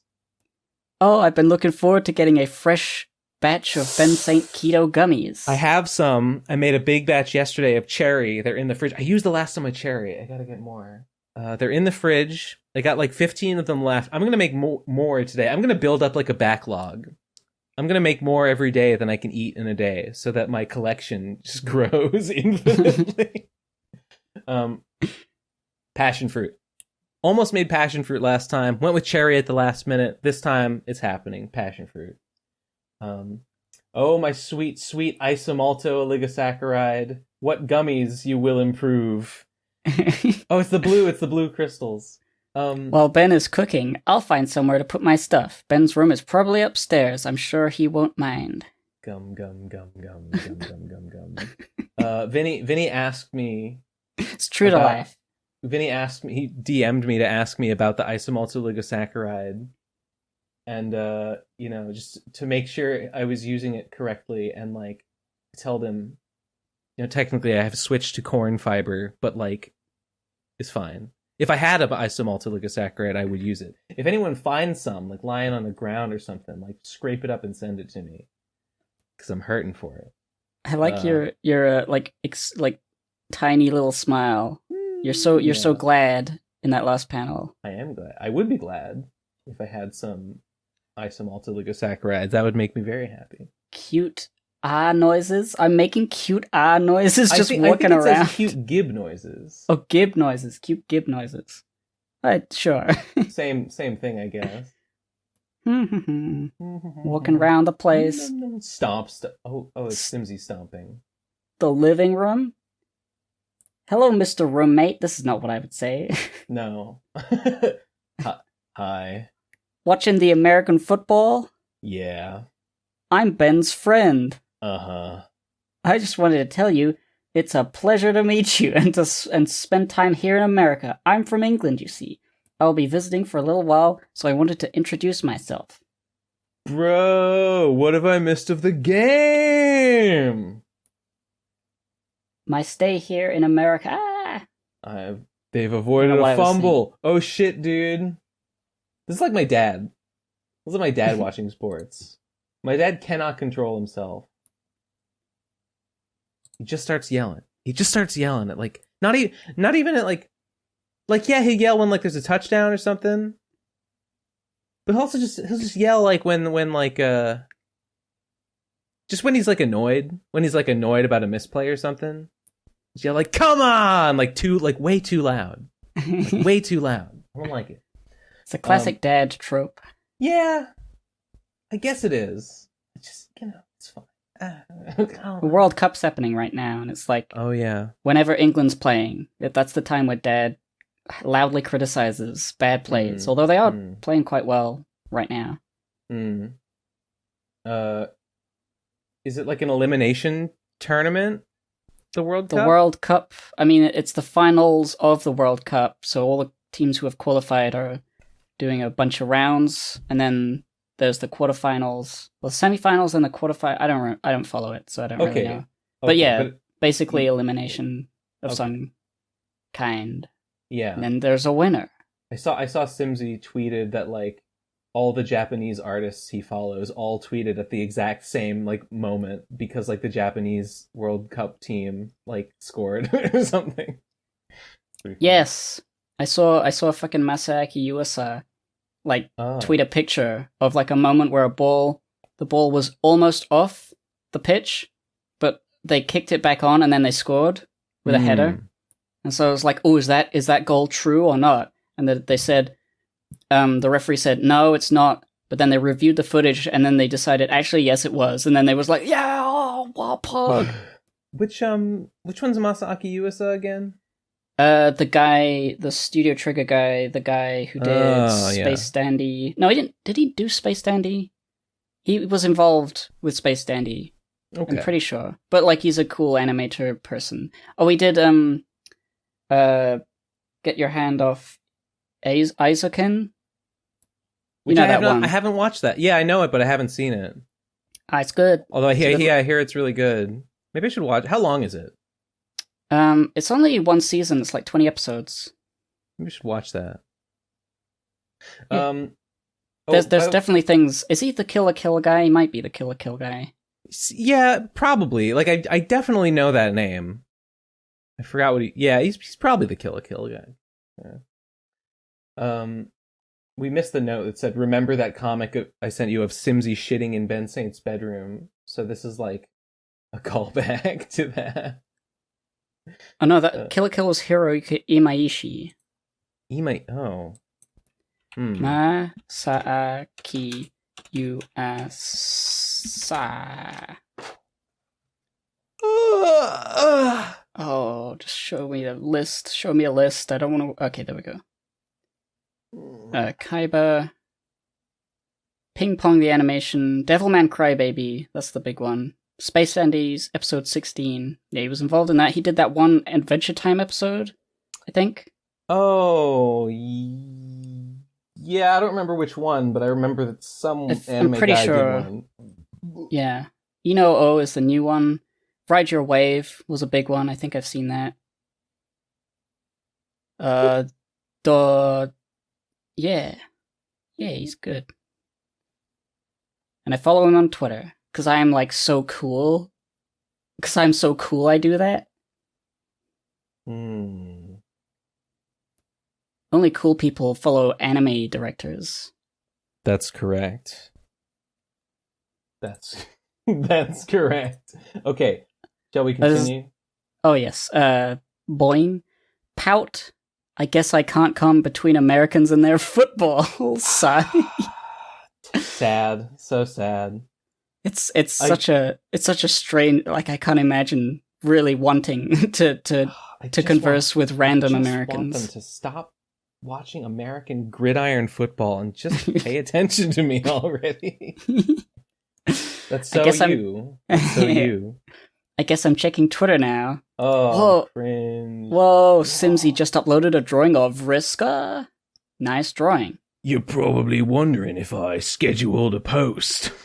What? No, I wasn't. I didn't schedule it. I drew it with the MS Paint app on my phone.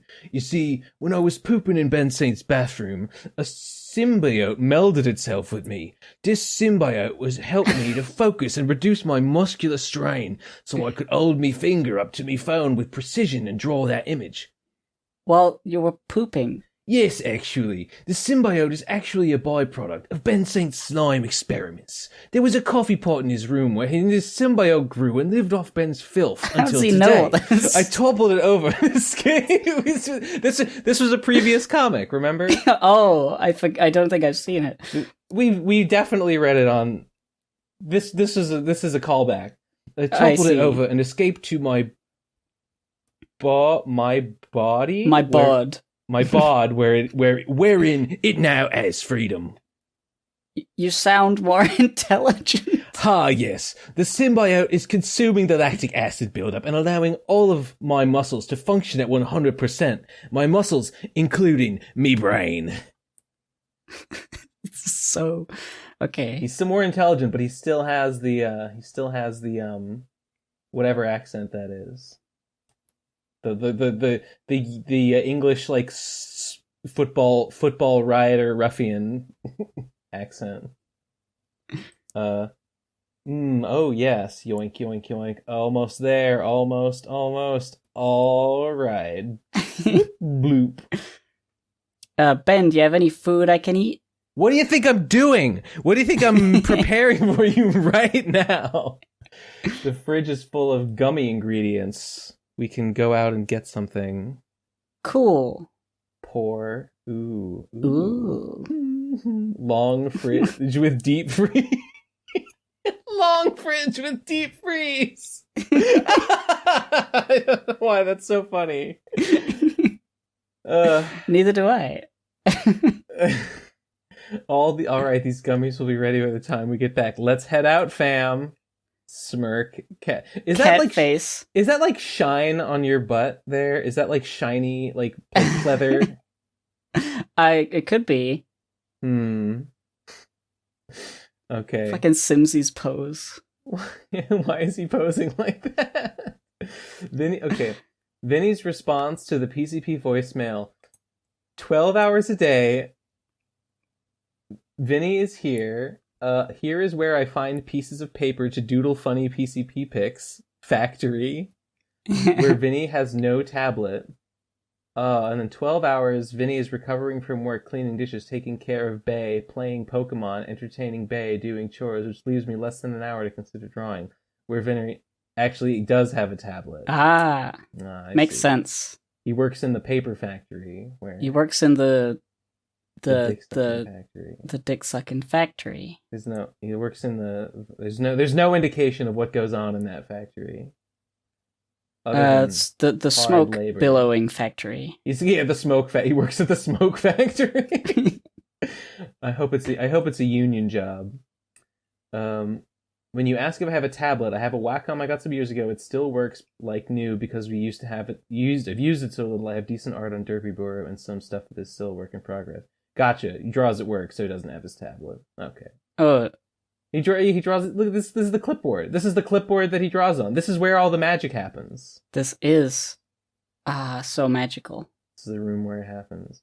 If you have a Derpy Buro, is it just on a Vinny Vici? Yeah, he didn't say what the the username was, so maybe because it's a real Latin phrase. There's so many things it could be. Well, does he spell it like Vinny? Maybe. I don't know. Tell us what your Derpy Buro is. We'll go and give unasked for criticism of your of your work there. Okay, I think there's only one more voicemail, unless a new one has come in. No, there's only one more. It's an image. It is an image. Let's see what we got. Oh my god! Did I mention the kick in the groin you'll be receiving if you touch me? Oh! Is this supposed to be like a thumbnail for the episode? Do you know this character? No, is it supposed to be someone? This is... Yes. Oh, look, it's us at BronyCon in the background. Yeah, I saw. Oh, yeah. There we are. There's Chad on the left. Oh, yeah, his hair. And is that a frame behind him? I believe so. I see Azcan. And then they I go don't by know. Cree now. Right, I was yeah. And then behind, I don't know who that is behind them. And then, okay, I think that's all I can. Is that Nate? No, who's that in the front with the glass? That's not Nate. Yeah. Is that Nate? I remember him. Oh no, I think does he have the garlic house beard drawn on him, or is it is it a different guy? Oh, and there's Munchie, obviously. No, there was a few guys. Maybe I'm thinking of someone from London, like RFCKCon. My memories are getting melded together. I'm not sure who that was. And I think that might be Jesse's Hawaiian shirt in like the foreground, but like mostly obscured by my face. This character, I used to troll, not really troll, I used to read the Something Awful like bad webcomic forums. This is like, I'm not sure if it was like sincere or a joke, but this was like a bad webcomic. I'm not sure if it was a trans woman or not, but some woman made basically these like terrible MS Paint comics that are basically just about how she has like the biggest boobs. She just has the biggest boobs. I gotta watch this. It's extremely givecore. Yeah. I don't remember what it was called. But yeah, this is well, probably not famous. I don't know if anybody even remembers this, but I remember this person. And I'm pogging about it, I guess. I am pogging in real life, being like, oh, I remember that. Oh my god.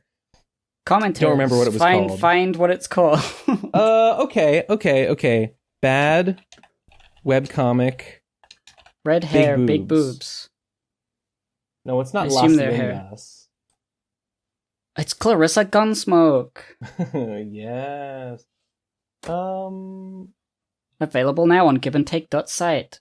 Chapter 4 coming as soon as I can. How would I find this? Is there like Google... something awful wiki? Maybe. There's a bad webcomics wiki. I could find it on there.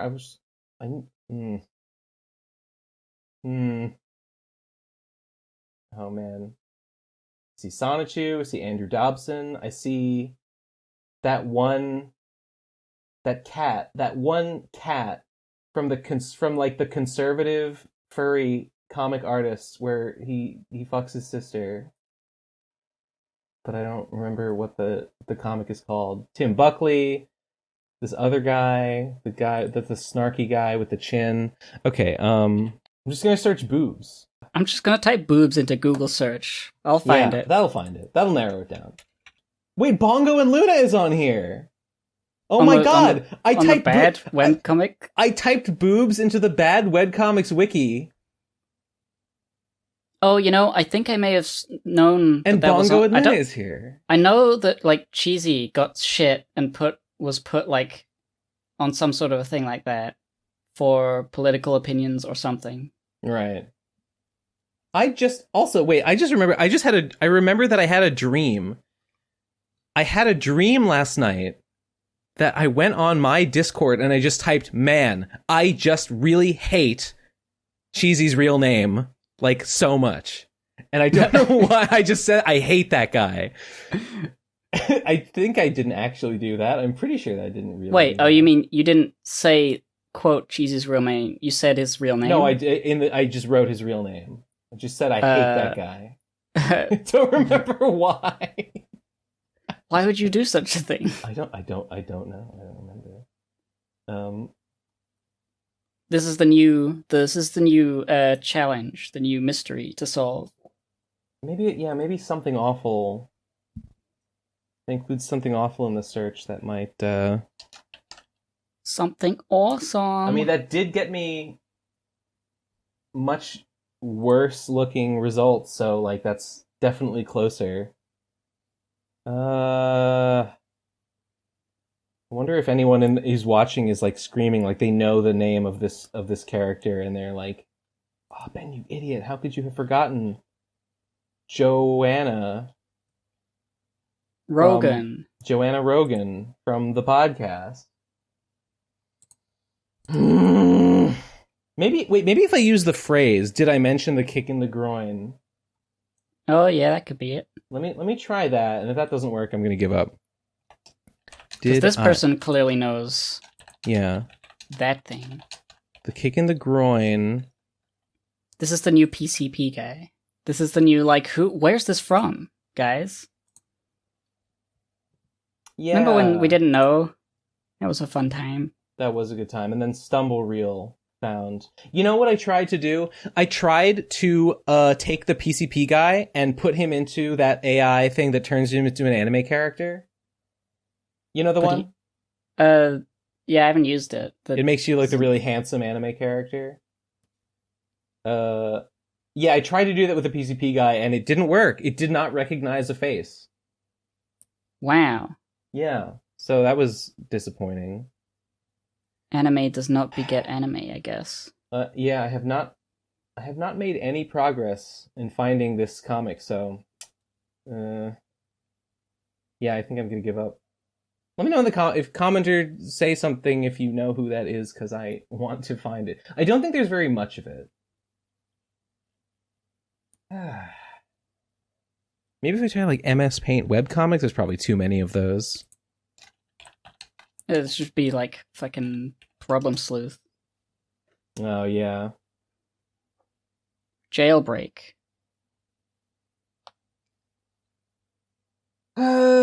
This mystery will have to go unsolved. Just not doing it. Just not getting anything. Well, that was the last voicemail. What are we gonna do about it?